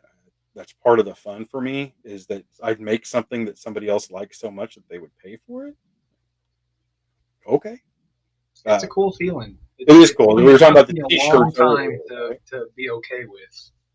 Yeah, I talked about the t-shirts earlier. You know, you go somewhere, and I was in North Carolina, and one of the guys at the plant, I had no idea that he knew anything about me or the company. And I go out on the line, and this guy's got a call sign Longbow t-shirt on. And all I could think about is those, those Super Bowl loser t-shirts that go to like Zimbabwe or Like third whatever. world countries and shit. Yeah. Those people really believed that the Buffalo Bills were the Super Bowl champions. Uh, In their hearts, they were. yeah. And that's why, so I walked up to him and I said, you, you backed that Kickstarter? He said, yeah, man, I did. And I told him who I was. And he's like, no kidding. He said, somebody said that one of the guys that owned it worked here. And I was like, yeah, yeah, I literally work here, like at this. So that's pretty cool. And I mean, it's one of those things. I do like that people love the work that much, and when you put something into it, even if you're a contractor and you build a deck for somebody, it's the same thing. You do a good enough job, and they tell somebody else you did a good job, and they tell somebody else. Making things is awesome. Making things with passion is awesome. It is. When the passion's gone, it's probably less than awesome. I don't know.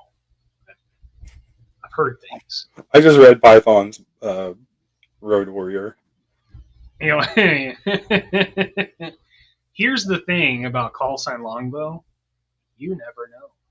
Yeah, You don't remember. know, you don't know what these guys are smoking behind closed doors. No Always idea. remember, always remember that Grindstone Toys is the parent company, and Call Sign Longbow is just one concept we have. Yeah, So Grindstone can do anything.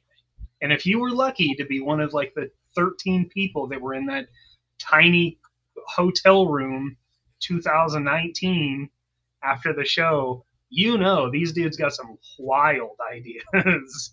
crazy ideas, crazy stuff. Thanks, Mom. Thank you. So I think that's all the like picture stuff we have, isn't it? That is, I think that's most of it. We have some display stuff, but I wanted to touch on some of this art stuff because we were talking about Warhammer and that kind of stuff. I wanted to show another way where that has come into something. So this is a drawing that he did. It's a sketch, but somewhere you have a painted one, I think. I do. I have one I've done in marker. This one. That's on line paper, so you can be Tell pretty us a sure little that bit about this. you can be pretty sure that happened in a meeting. Like I was sitting in a meeting and I was bored, so I just sketched this out on a piece of paper. They weren't yet talking about bill of materials related. Right. I remember just thinking, and I think somebody actually later kind of took this concept and ran with it in a comic, not from me, but they had the same idea. Basically, you have this, space marine that gets stranded in the Wild West, and these are your people, and these are the people that you end up teaming up with, like a real life Toy Story. I think somebody even did that with zombies. So I mean, it's been done, but I thought it was a cool concept. So toss that together. I'm huge Buzz Lightyear. It is a cool concept. I think we were all hoping you and I at least were hoping when the Buzz Lightyear movie came out that this is kind of what it would be like, what those characters are thinking in their head that they're doing would look like this. But yeah, so that's what that is. So we've got some other artwork here. Got some early stuff even. Oh no.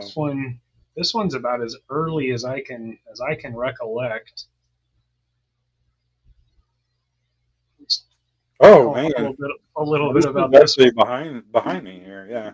That was one of the custom that I made was a Viper Commander, and I was just playing with acrylic paints, just trying to see if I could come anywhere near the original art. Of course, it is not, but I still keep it around. The vibe is there. The vibe is there. Yeah, keep it around to remind myself of how it started.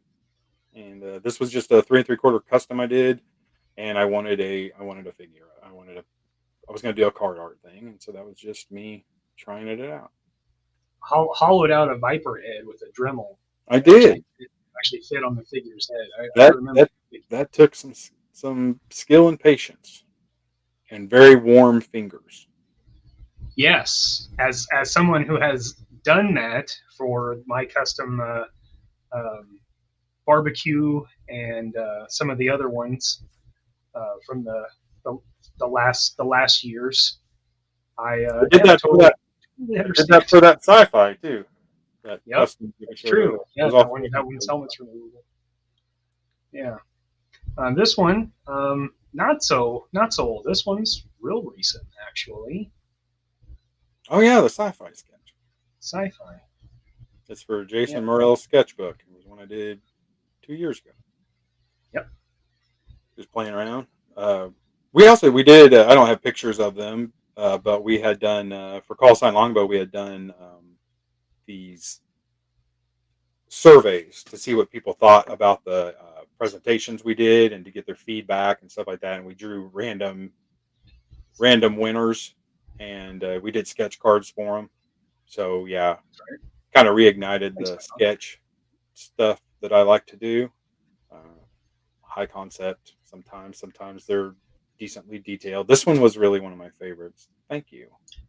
This one's really cool. I remember the early sketch of this. Mm-hmm. Yeah, so seeing it finished out is very cool. And sci-fi is not one of the Joes that gets a lot of fan art that you see. I mean, you get Snake Eyes and you get that stuff, but that is a sick version of sci-fi. What would the former president think about that sketch? He's pretty good. I'd like it if it had some color pop. Color pop would really make it just terrific. But this is a terrific sketch, John. Really love the way you got the hiss tank burning in the back. You can tell sci-fi put down some laser beams on that puppy. It's toasted. Pretty good. Thank you. What else? What else you got? Oh yeah, back to the Star Wars stuff. This was an ARC Trooper sketch I did. This is not a sketch. You cannot call this a sketch. No, this is a finished piece. This is not a sketch. This has legitimate composition and shading. Yes, Miss yes, it does. Zook would not call this a sketch. No, she wouldn't. Mrs. Eck was both of our art teacher in school. So. Yeah, yeah. Not long enough for me, but yeah. Another Star Wars one. Yeah, I had a concept that there was a special team of elite stormtroopers that were out there doing work after the rise of the Empire, uh, kind of during the original trilogy time. Just wanted to have some fun with concepts that were already out there. This was before there was a lot of extended universe stuff. So I threw this one together, and then there's also a sniper. Do you have the sniper? Yeah. Yeah, there's the sniper. Not as cool as the Scout Trooper sniper that I remember from like 2006. Oh yeah, That one was pretty cool back in the Deviant Art days. Yeah. yeah, I remember that. I used to. I probably still have stuff on DeviantArt. A lot of that Clone Trooper stuff is probably still there. Probably. I don't remember. Was it Darth? Was I Darth Kook then? I don't Mm. I might have still been under that moniker.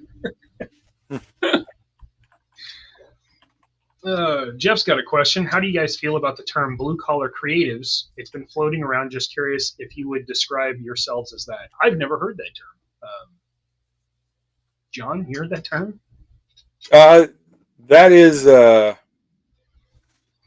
would assume that would mean like fans doing the work of corporations, kind of thing. Yeah, Jeff. Is that like the whole concept of non like educated, non certified artists doing work? I'm just curious. So I've Yeah. also heard that as like a term for. There's actually a like a workshop. Yeah, I know that there's a workshop I think it's in California where they call it that, and it's just for people that don't have degrees and stuff. And yeah, I think that I think some of the with crowdfunding, you now have the ability for just a regular Joe to put together a concept with minimal investment, which is always going to be the issue when you talk about blue collar folks.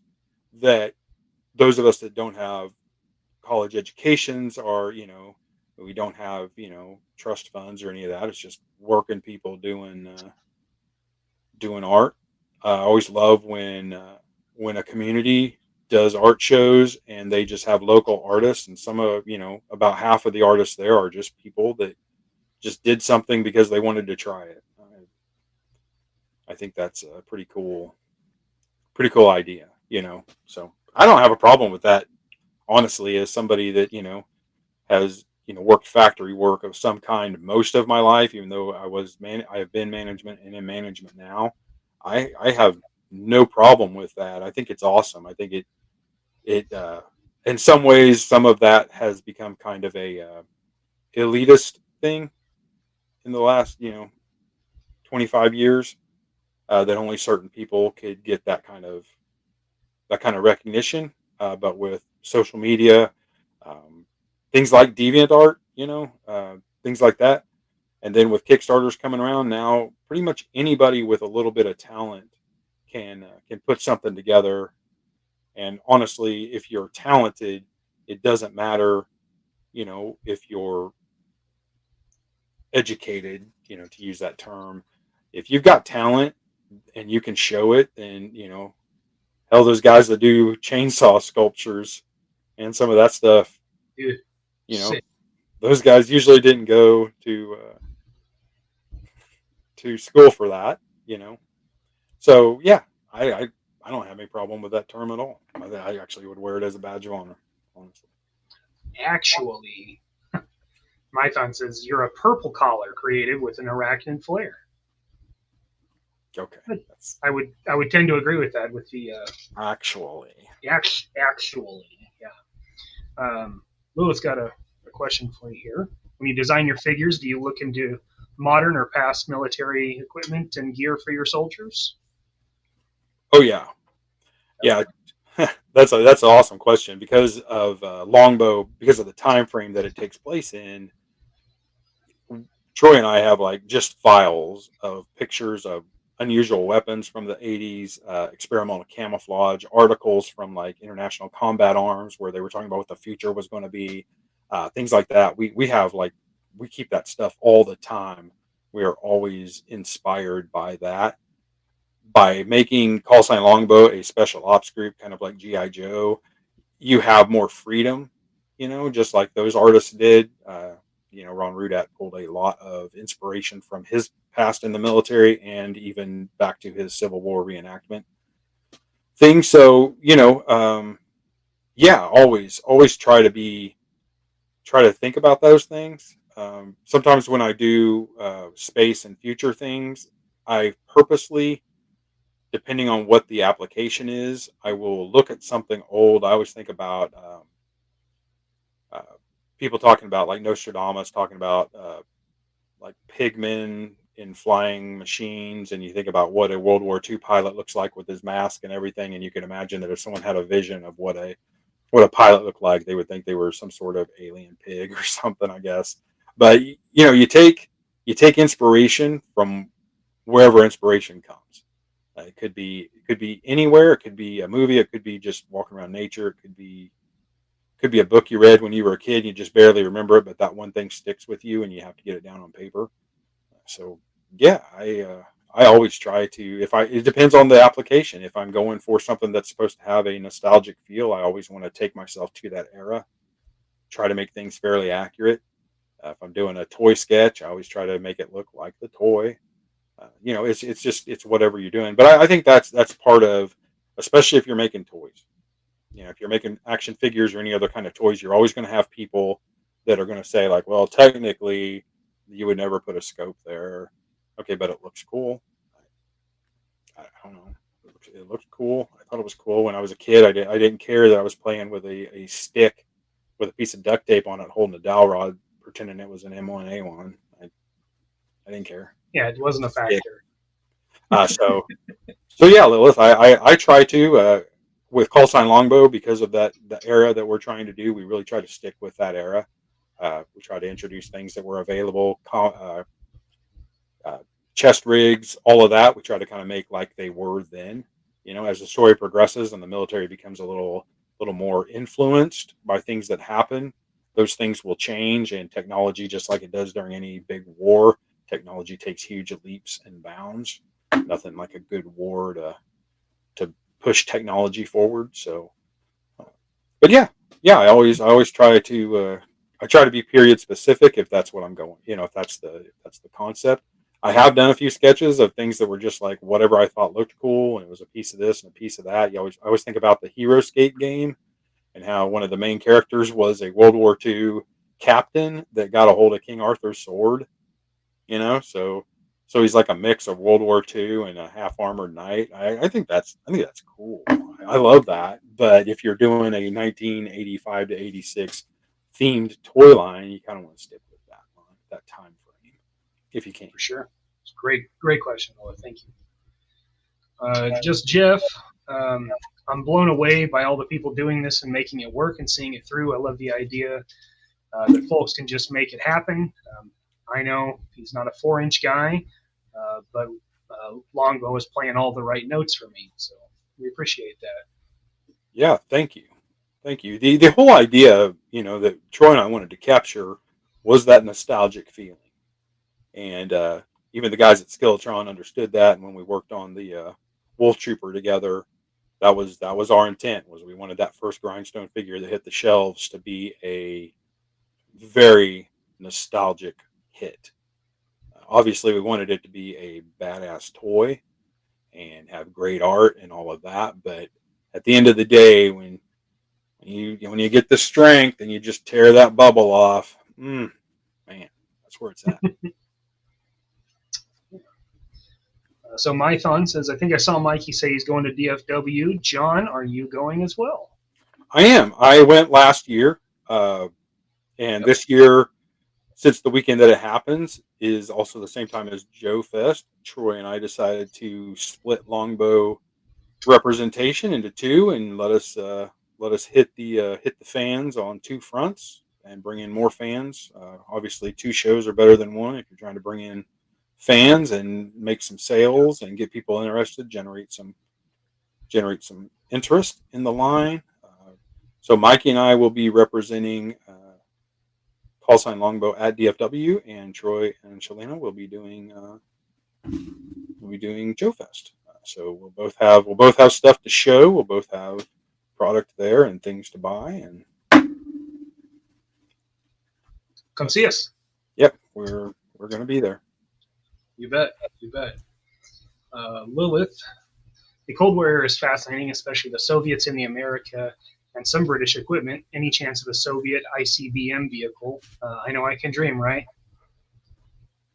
Hey, we all can dream. I mean, we can all dream about T-72 tanks and Hind helicopters, uh, space shuttles, MiG-31s, F-20 Tiger Sharks. We can all dream about all that stuff. I don't know if we're ever going to be able to do that. We would love to do vehicles.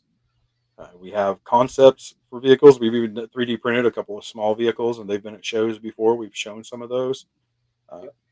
Uh, but that was, and I think I talked about this before. I talk about it all the time. When Troy and I first talked, we wanted Soviet stuff. It was something that because of the Cold War was really happening when GI Joe was on the ground and in stores. They shied away from that, and we didn't want to. We wanted to have Russians that could be classified as the villains of the story, or at least a good foil for the American Special Forces, and that's what we are trying to create. In the comics, you will start seeing more vehicles being used. Whether or not those will ever be made or not, I don't know, but we definitely have conceptualized them enough to include them in the comic. Yeah. And yes. So military gear in the 1980s is so fascinating because, especially in England and even France, Germany, you know, West Germany was all of those countries under the NATO flag were all developing product as fast as they could to to fight the red threat, and so they were technology was moving along pretty good, slower than it would be during a all out war, but it's really interesting to see like the L-85s, the rise of the bullpup rifle. Uh, Camo patterns going crazy, like so many. Even the Warsaw Pact side. I mean, you can find so many different camo patterns that Romania was using, and it's pretty cool. That is one of the fun parts about it. I have a library with full of things from the '80s, books from the '80s, stuff like that. That I will bring something to Troy, or he'll send me a picture of. Did you ever see this camo? No, but we should use it.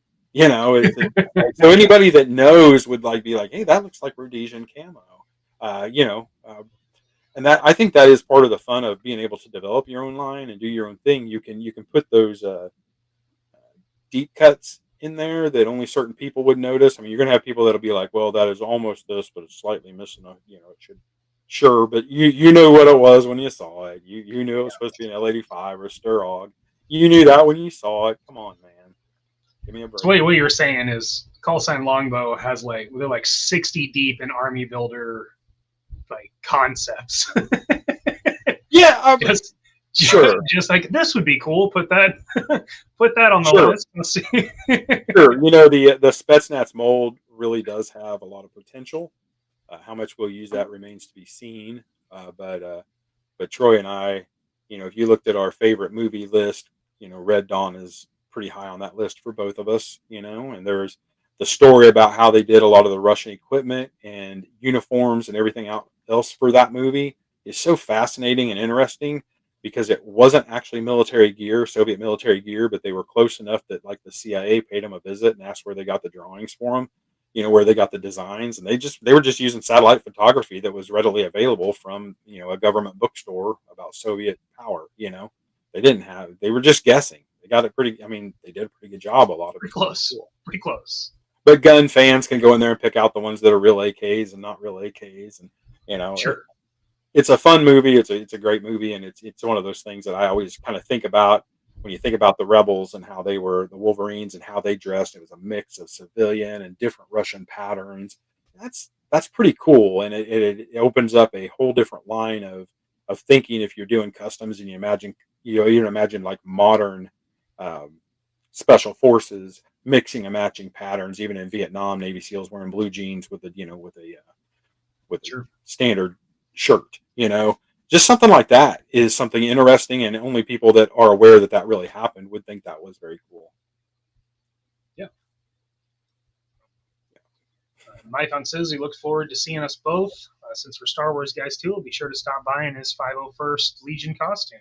That sounds awesome, dude. Look forward to Yeah, seeing that. that will be awesome. Looking forward to that.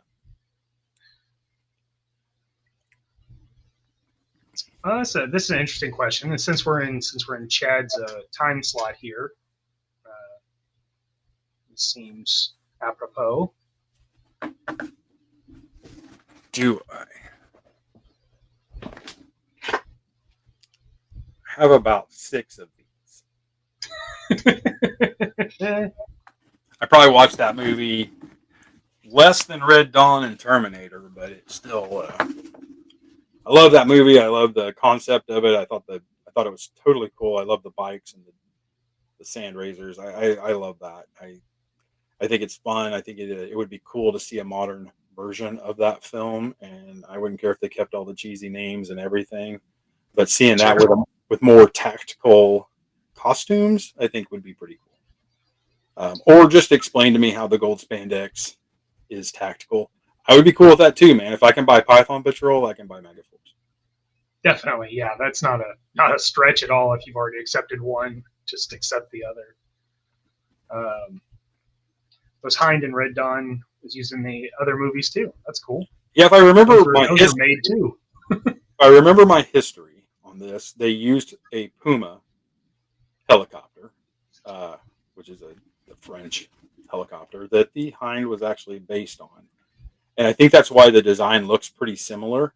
And yes, they did use that, as Mikey and I know from doing research on camouflage patterns. The camo that they used, Troy sent me a YouTube video where a guy broke all that down and how the winter camo was done a certain way. They were going to make them so they were reversible, and then it talks about all the other movies that those pieces of clothing showed up in.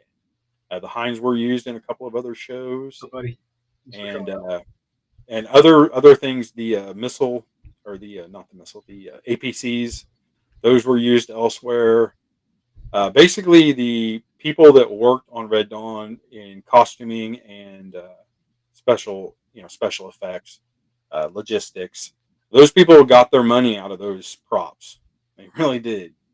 So a lot of pieces from Red Dawn end up in other movies. Some are well known, some are not very well known at all. But yeah, so I wasn't sure on the Puma. I thought so because I remember a Soviet military power book that the government put out that talked every year. They put out a yearbook that said, Soviet military power, and it was a red book, and it was all like, oh, this is what they're doing over there, but we really don't know. And it talked about the similarity. I remember a breakdown in there of the similarities between the Puma and the Hind. So yeah, It's pretty cool. Jeff, I hope that's true.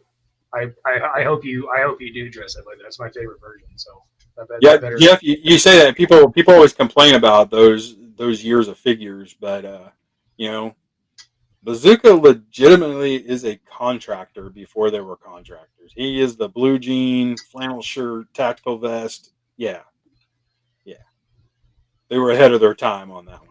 I would love to see. I would actually love to see somebody dressed like that. I think that would be pretty cool. I would be stoked.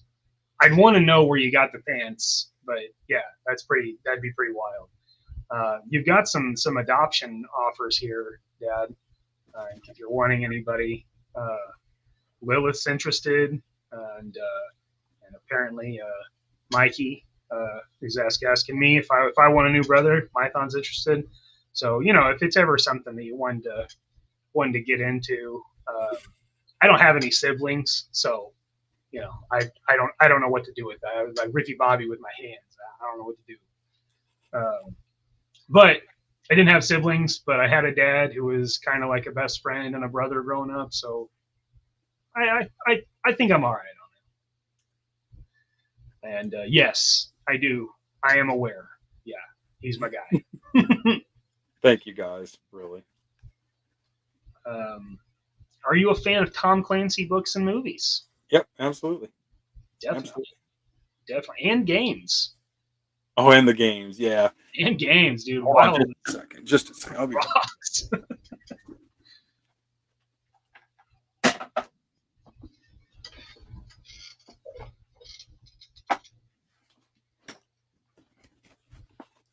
Lilith, one of my favorite book series of all time is this.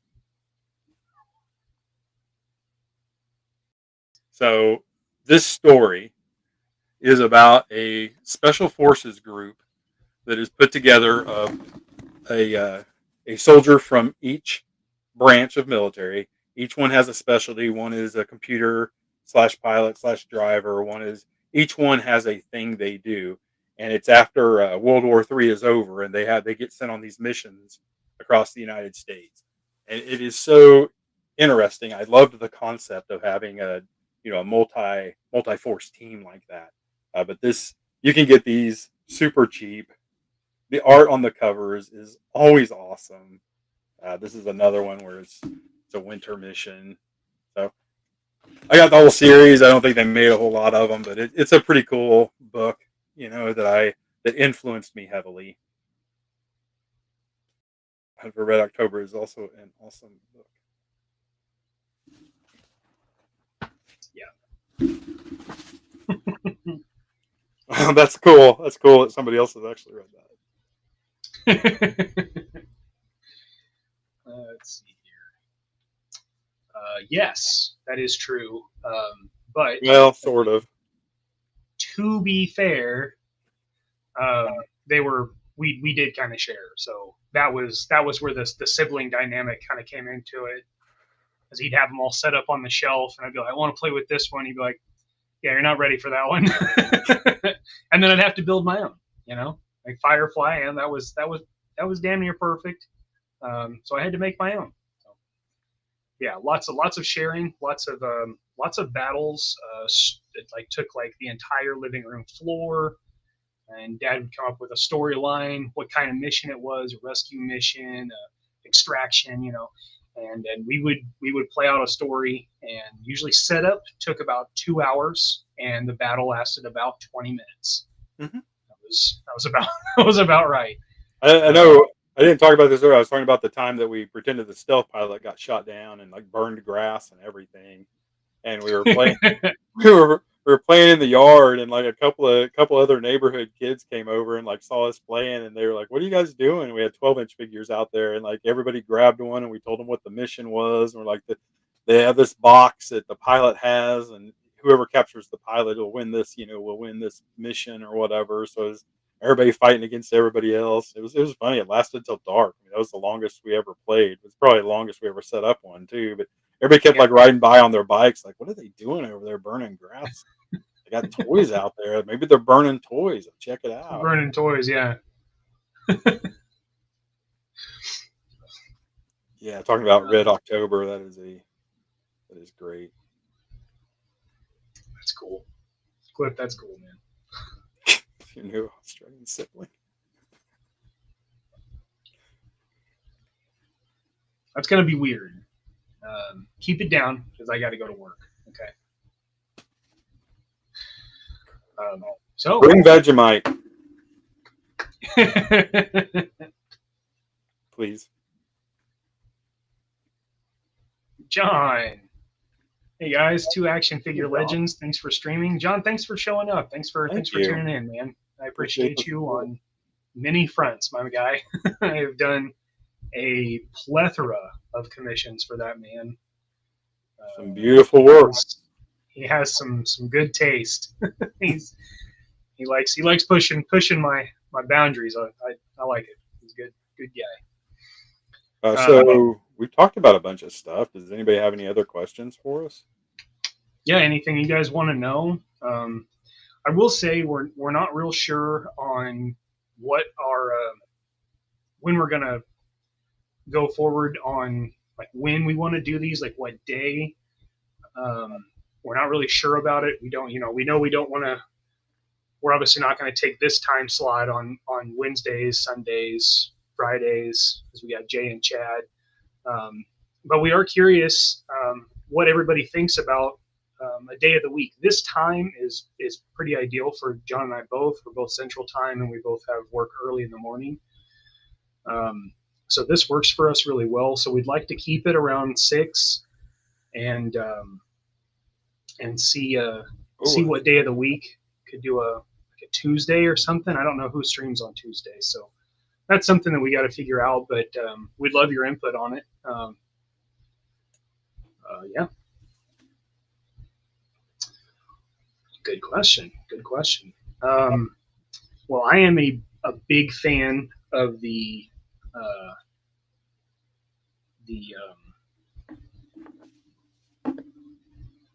blue, the Outlaw. I like Outlaw's design a lot, as well as the tracksuit. Tracksuit was one of my favorites when I saw the design for it. I was really glad that we got to put that in the final figure lineup. But the absolute favorite is the Adapt Trooper, no doubt. That is my absolute favorite. I cannot wait to get that in hand. I can't wait to see what else they can do with that, because that figure is super solid.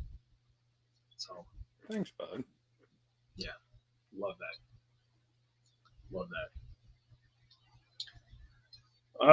World Made of Cardboard. You're gonna have to get on that replay squad, man.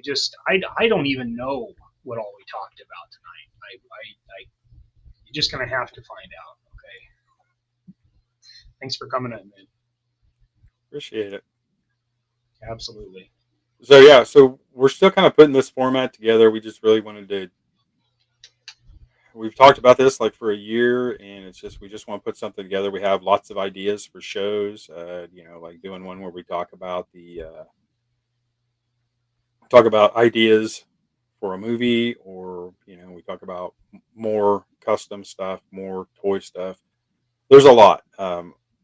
Mikey was involved in collecting with me through the '90s, but I have a lot of toys that I love from the '70s and early '80s as well.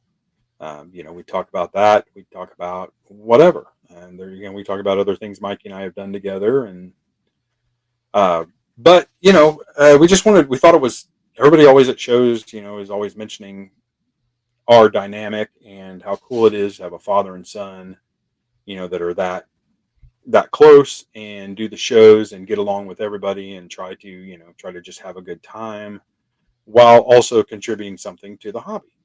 So it's really fun to be able to just do a show like this where we can do that. Mikey and I, when we talk, sometimes we will talk for 4 hours, and I could not tell somebody what we just talked about. Like Yeah, that that's happens all the time. We'll end up talking about the same thing. We'll have the classified arguments, and we'll talk about what's cool and what isn't. And, people that say I'm going to wait for it to go on sale at Ross. We have that discussion all the time. There's lots of things that we talk about, but at the end of the day, it's cool to be a part of the hobby, and it's cool to be able to represent cool companies that we're both part of. So, I think that it's fun to talk about. It's fun to talk about our relationship and interact with each other online. Mikey lives about 3 hours away from me, so it's kind of nice to see him an extra couple of times a month. so, same. so that is, we just wanted to do something. We just thought we'd try it out tonight and talk about a bunch of random stuff and see what sounded good and what everybody else would enjoy seeing or hearing us talk about. So. Yeah, absolutely, absolutely. David, Cliff, we appreciate that. Obviously, we'll let you know. We are thinking about not doing this necessarily weekly, but maybe twice a month, doing it like every other week kind of thing. Um, Dad and I both have pretty busy schedules, so setting these up can be a bit of a challenge, as well as because we're just talking about ourselves and stuff that we're into. I think we're going to try. I think we're going to try like every other week or so to do this. Um, so yeah, that would be probably what we're looking at. Um, but we like this time, so we'll set a date up for a day and see what happens, man. World made of cardboard. Yes, yes, it is. It's a Repto and an Antron up there. I mentioned earlier, looking for a Kronos. Somebody want to hook me up. But We'll put your yeah, feelers out there. it is. Micronauts is almost the original O-ring figure. So, that has a pretty soft spot in my heart for those. The aliens were awesome, and I don't know if you guys knew this or not, but you see Repto has those hand attachments. Strike Force Alpha, their hand attachments for their figures will snap into those joints. They're interchangeable. Uh, so Sick. just throwing that out there. If you have an Antron or a Repto that doesn't have hand parts, you can use those parts from Strike Force Alpha to modernize your guys. Brilliant. Yeah, yeah. Jason was very much influenced by that line. So Very cool. Very cool. Yeah, he's got all kinds of interesting yeah, stuff in that 5 room. millimeter ports.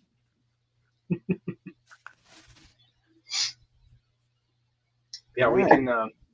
There's lots of stuff we can get into in future shows. You know, like you can see and like we've talked about, Dad is into a lot of stuff and has had some pretty impressive collections at various points, and it would be cool to kind of dive into some of those setups in the various places that we lived, that those collections inhabited. Um, I would say the Republic House is a pretty good one for Star Wars stuff. It's pretty impressive.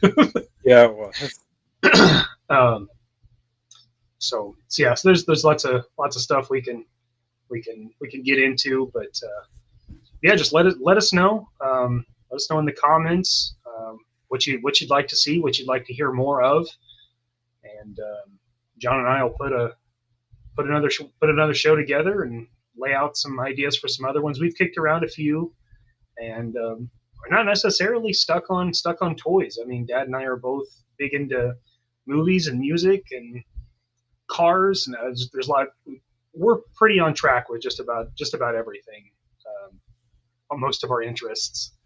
So yeah, we talk about just about anything. Um, Now Lilith asked a question there, Dan. If you can highlight that, John, how did you get started in collecting, and what was your first action figure? That's an interesting question. Ooh, my first action figure. Technically, A stick. technically, I had a couple of 12-inch GI Joes, but my first like brand new action figure that I bought was Hammerhead from Star Wars. Everything else I had was pretty much garage sale stuff, which I'm fine with. That triggered my imagination. That's one of the things that I love about the 12-inch stuff is that your imagination, say just like Barbie is for girls, you're only limited by your imagination of how you dress out your figures or how you play with them. If you're a pacifist, you can easily do a medic or a helicopter rescue. There's that is so cool. And then not long after I started collecting more and more, I did get some Micronaut stuff. I had a friend of ours from England gave me an Action Force figure from the original line, and that has stuck with me. And that is actually part of the reason that we have an Adapt Trooper. Honestly, the Arctic Assault figure is the one that she got me. She was from England. She brought it to me with a couple of loose ones, and I loved it. He kind of fit in with my Star Wars guys at the time, so I didn't really have to make that decision at that time to put him away. But that's I think that's probably where I started. I had a couple of suits. I did have a Mego Hulk. I did get that for Christmas one year. That might have been before Hammerhead. So yeah, I once I discovered action figures of any kind, I loved the imagination, that it triggered and let me do whatever.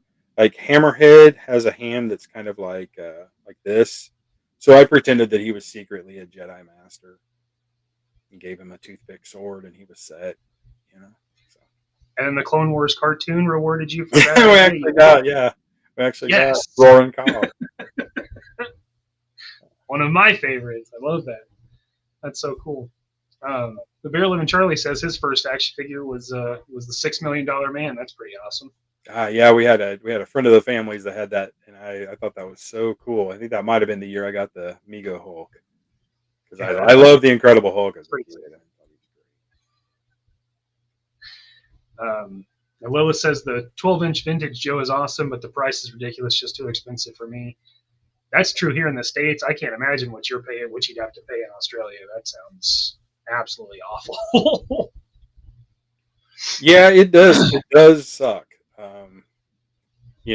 That I'm trying to think of the company that makes like Cad Hobby or something like that makes those special forces figures. They come in like there's 6 different styles. I have a stack of them for a project I'm working on, and those are relatively inexpensive here. I don't know what they would be there, but I think you can get them on Amazon usually for about $26 a piece. And once in a while, I see them on eBay for 35 shipped. Uh, they're decently articulated. They use some shortcuts to make double joints, like they put a slot in the leg so that it looks like a double joint, but it isn't. I remember that design on the And the bodies are figures. the bodies are literally screwed together instead of hot welded or any other epoxy welding or Right. anything like that. They're just screwed together. So without clothes, they look pretty rough, but they dress up nice. They have 6 different costumes. So, but I still to this day think it would be really cool for somebody one more time to try to introduce a 12-inch figure like World Peacekeepers that you can actually buy at a store. But yeah, 12 inches, the vintage stuff, even the anniversary stuff they did that were just repops are high dollar now. So it's Yeah, they are. They are. Um, this is an interesting question. How about your favorite builds, and what was both of your guys' most difficult build? Um, I'm hmm. assuming we're just talking about action figures. It seems that seems more straightforward because you've had some difficult builds outside of action figures, and we've had a couple of car builds that did not go very well. I would say were very difficult. Yeah, I mean, if you're talking about lifelong projects, that Yeah, for a he's got me. I'm pretty fucking difficult. for a brief time, I worked for a kit car shop, built molds for a GT40 for them, and that was probably the most difficult build I've ever been part of. Trying to It, build it that was it was career. a struggle. It was a struggle, but it was cool. As far as action figures go, I don't know because I've done figures back before uh, you had 3D printing, back before you had a lot of guys out there making parts, even before Angel Forge was around. Uh, so back then it was like if I wanted to make a figure, I'd scuff it up. If I want to make something special, that Scarlet that I showed earlier, her entire chest was hand sculpted with putty, Bondo. That one was difficult. I mean, I've had some ones that were difficult, and honestly, I showed the 12-inch figure that I did, those statues that I did, that I basically created from a prototype of a basic clone trooper, cast them, and then bonded them up to be the ARC trooper. Stuff like that.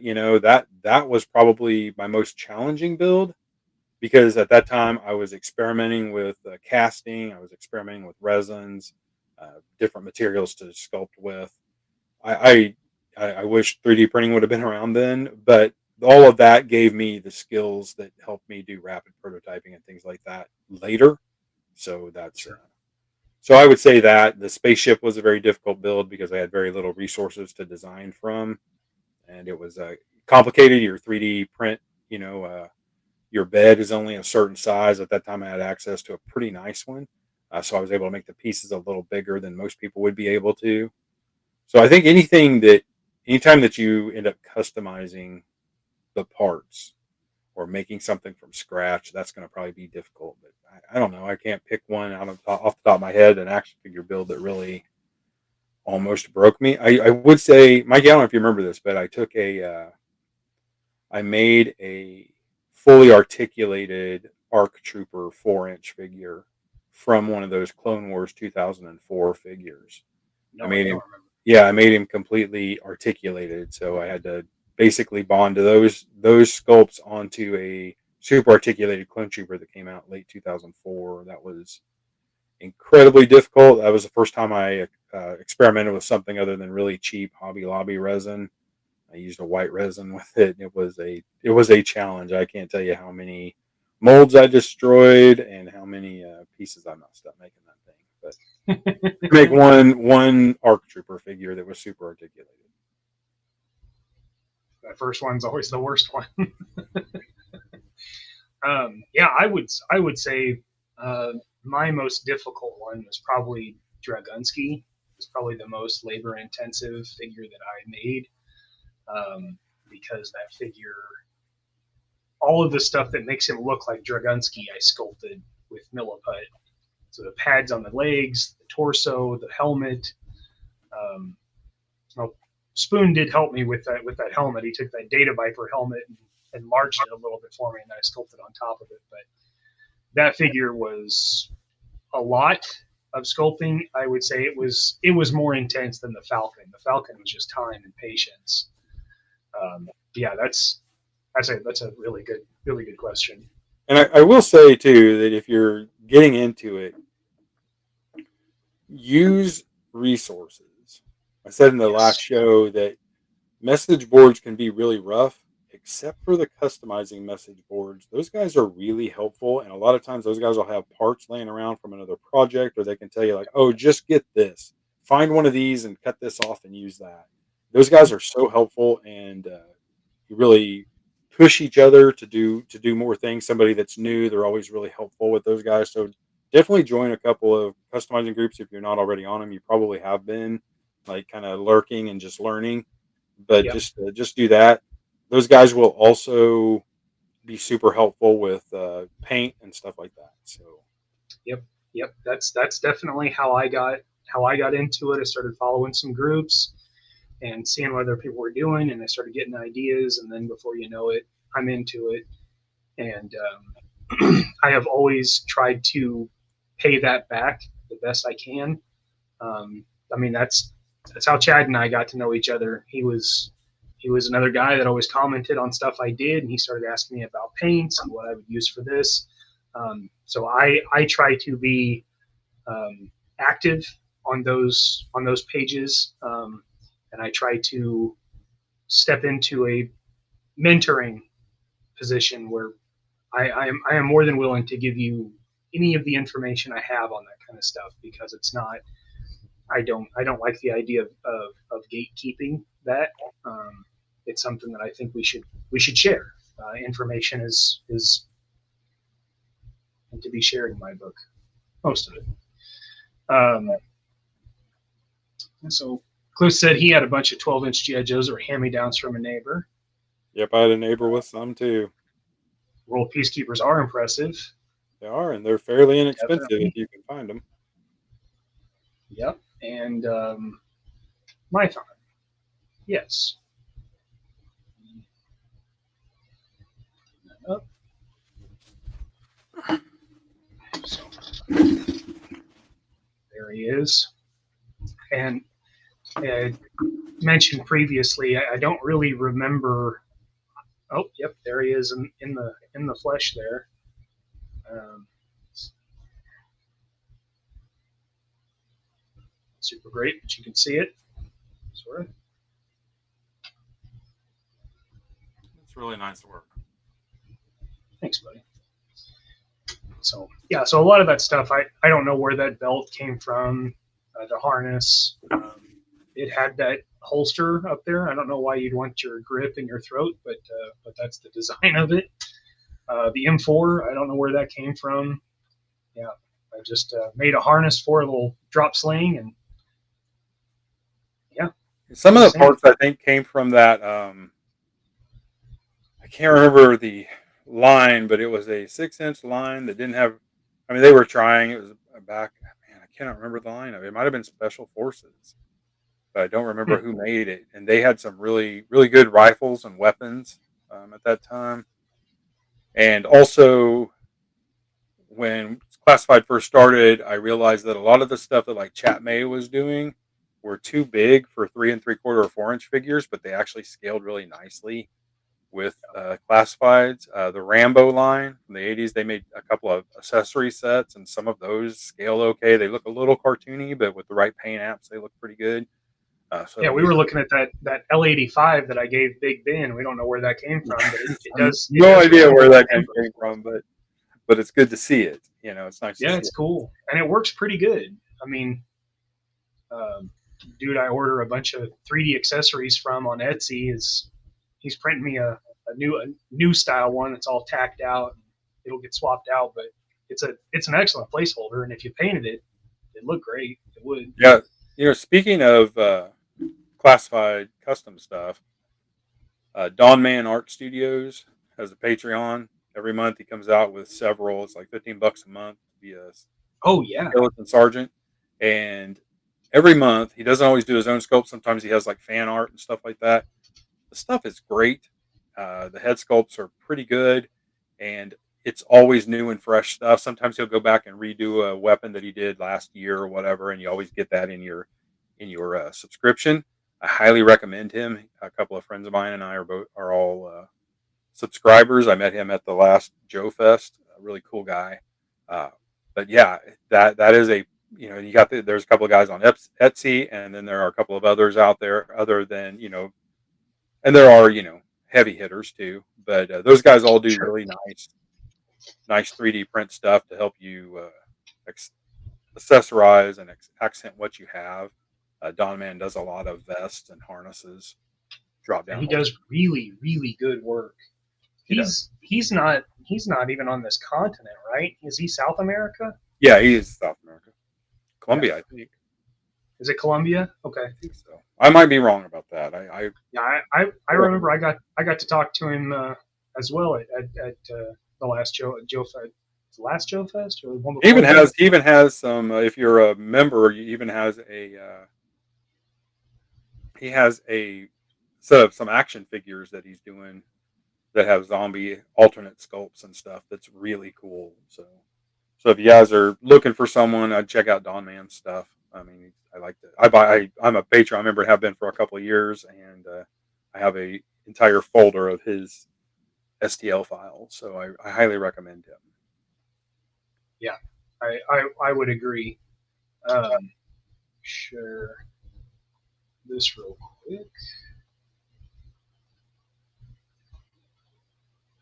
So this is Enthanatos Unlimited. This is where I get a lot of my classified scale weapons and really nice quality stuff. Um, I have given him a considerable amount of income for what accessories. Yeah, he has some really nice stuff. So I order from him every couple of months. I'll put an order in, but very happy with his stuff. So those are two really good resources for anybody wanting to do classified stuff. And Enthanatos Unlimited, they also do 1/10 stuff. So if you're doing NECA builds or something, you're going to do Predator figures, he's got some options for that as well. Really good stuff. But yeah, Don Man, when you get your monthly subscription, when he tells you what models you can download, and he gives you the list, you can print them in 1/18 or 1/12 scale, and he tells you how to scale it either way. It's like a certain percentage to do it either way. So it's pretty cool. He keeps track of that. So those guys are resources. You don't always see a lot of advertising from them, but they do solid work. Really good work. And there's a couple more on Etsy that I've ordered from. They just don't have the variety that guy does. He has a ton of stuff, and he regularly has sales. But yeah, really good stuff. This is an interesting one because we had tons of these, tons of the Soldiers of the World, even before they were super articulated. Yeah. Yeah, so Soldiers of the World, the bodies on the Rapid Deployment Force stuff I was talking about earlier, those all use that same. Did I send you pictures of that, Mikey? Of what? Of the display? I couldn't remember if I did. I don't know if I may not have. Of your display? Yeah. Yeah. Yeah, I think there's one in there. Sorry, I'm looking here. You're good. I'm doing the same thing.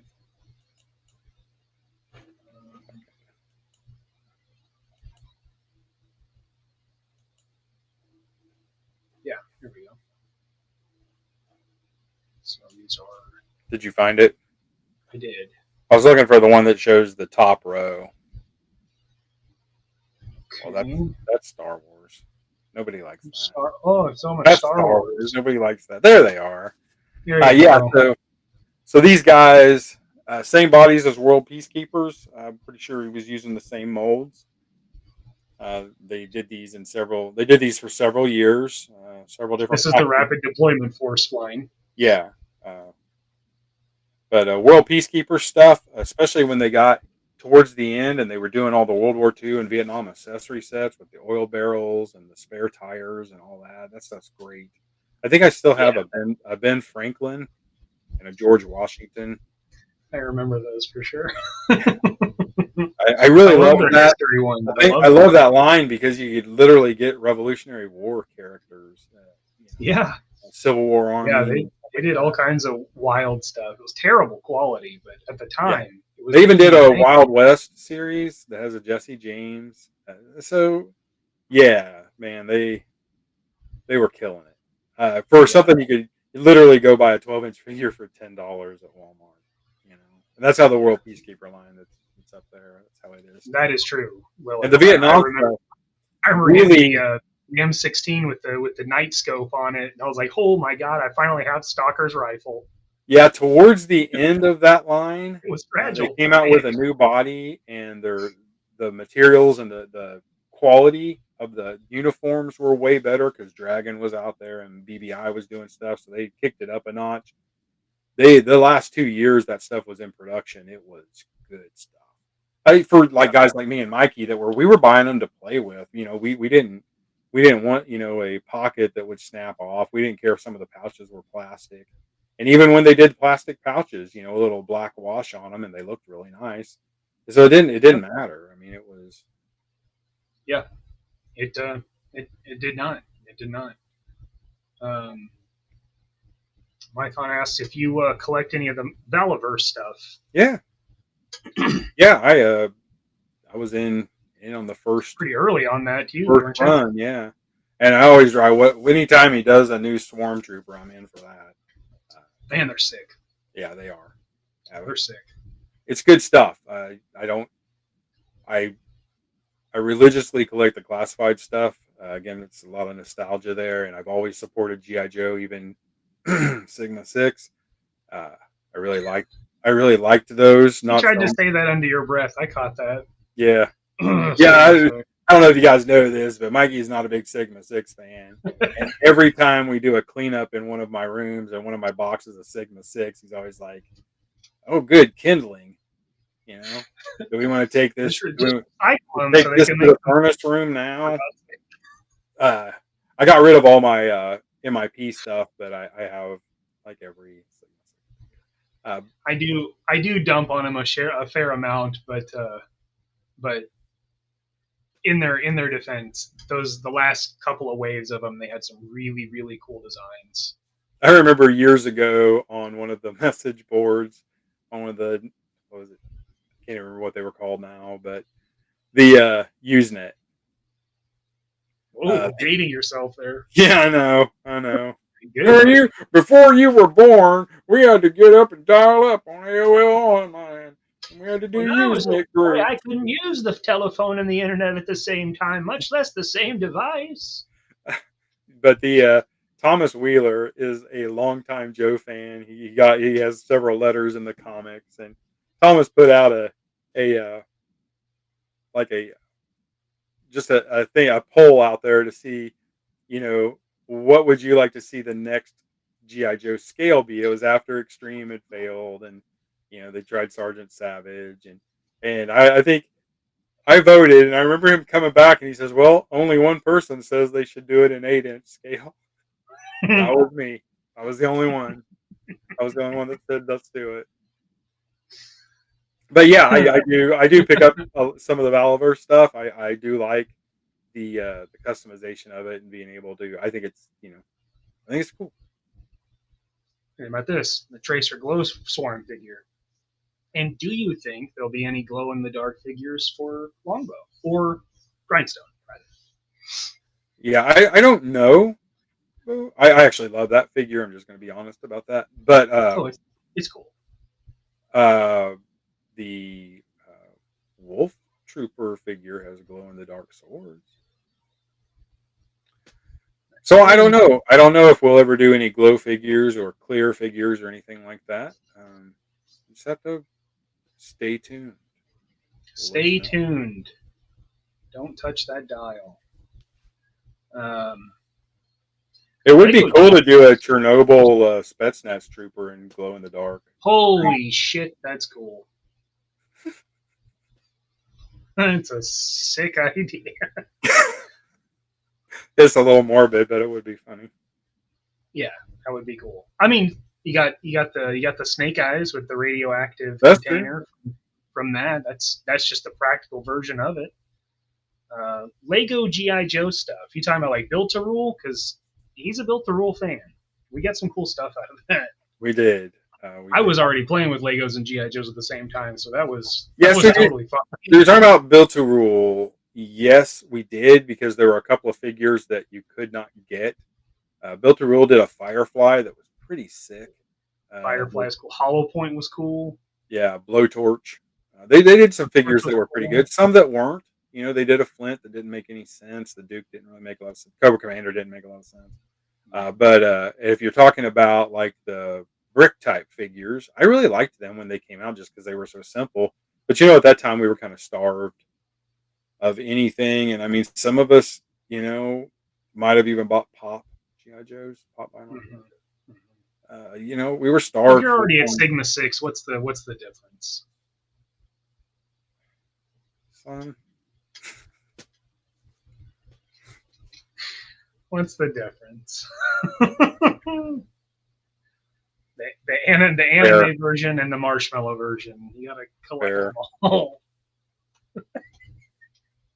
I love action figures. I'm sorry, guys. I have Buzz Lightyear figures from the movie that I'll never do much with except look at them and say I kind of like the costume design, vehicle design of that movie is pretty sick. Well, you did that classified custom with I a I did my Buzz. payload uses Destro body and Buzz Lightyear parts. That's a cool So build too. that's a good build. Pretty simple. If anybody's looking for some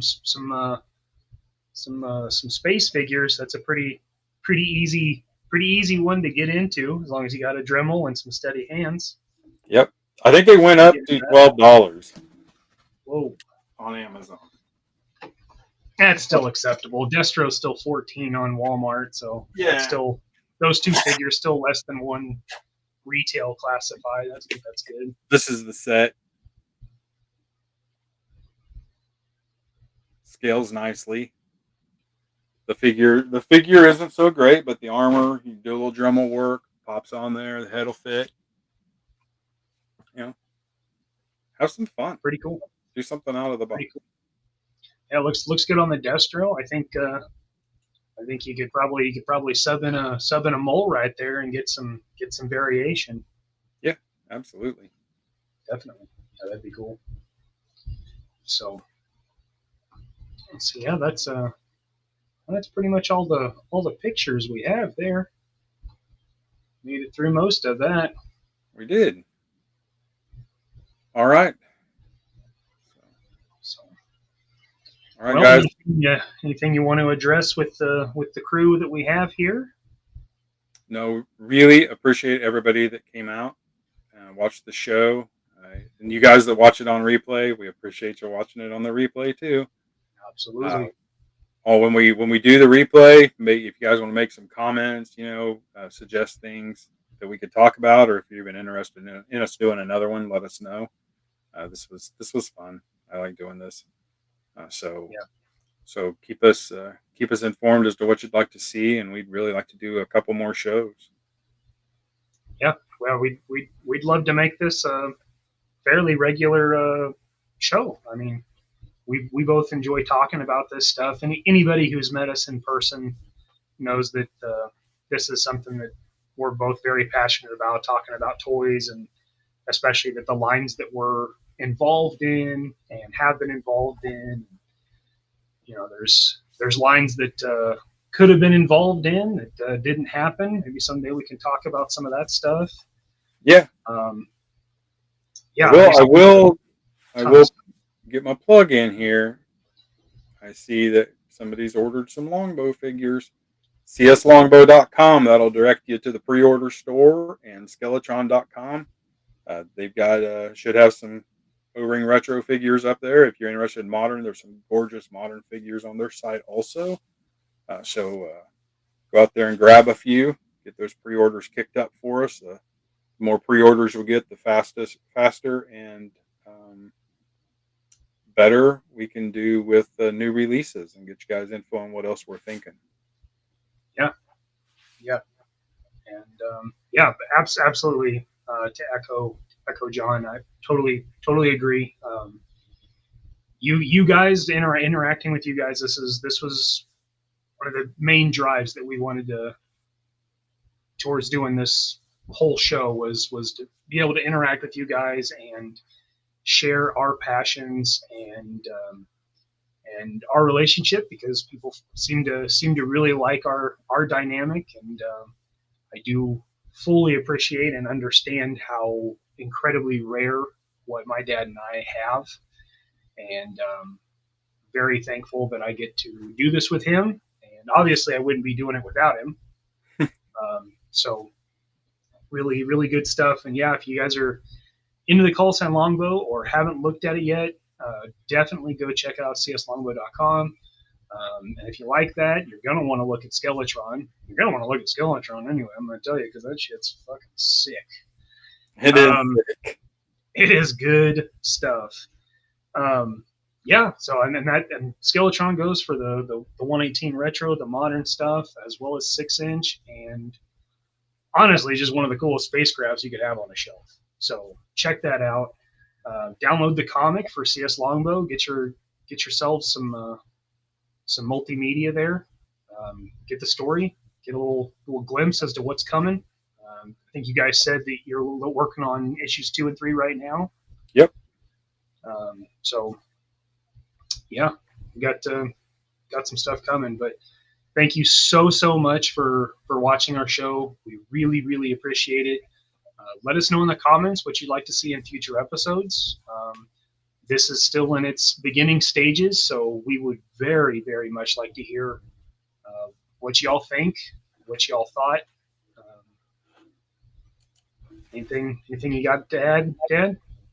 No, just again, appreciate everybody coming out, and so much for giving us this chance. It's been awesome. Absolutely. Well, that about does her. Wraps her all up. So, love you, Dad. Love you guys in the chat. Replay Squad, you know I love y'all. Until the next time, you have a good one, okay? See you later.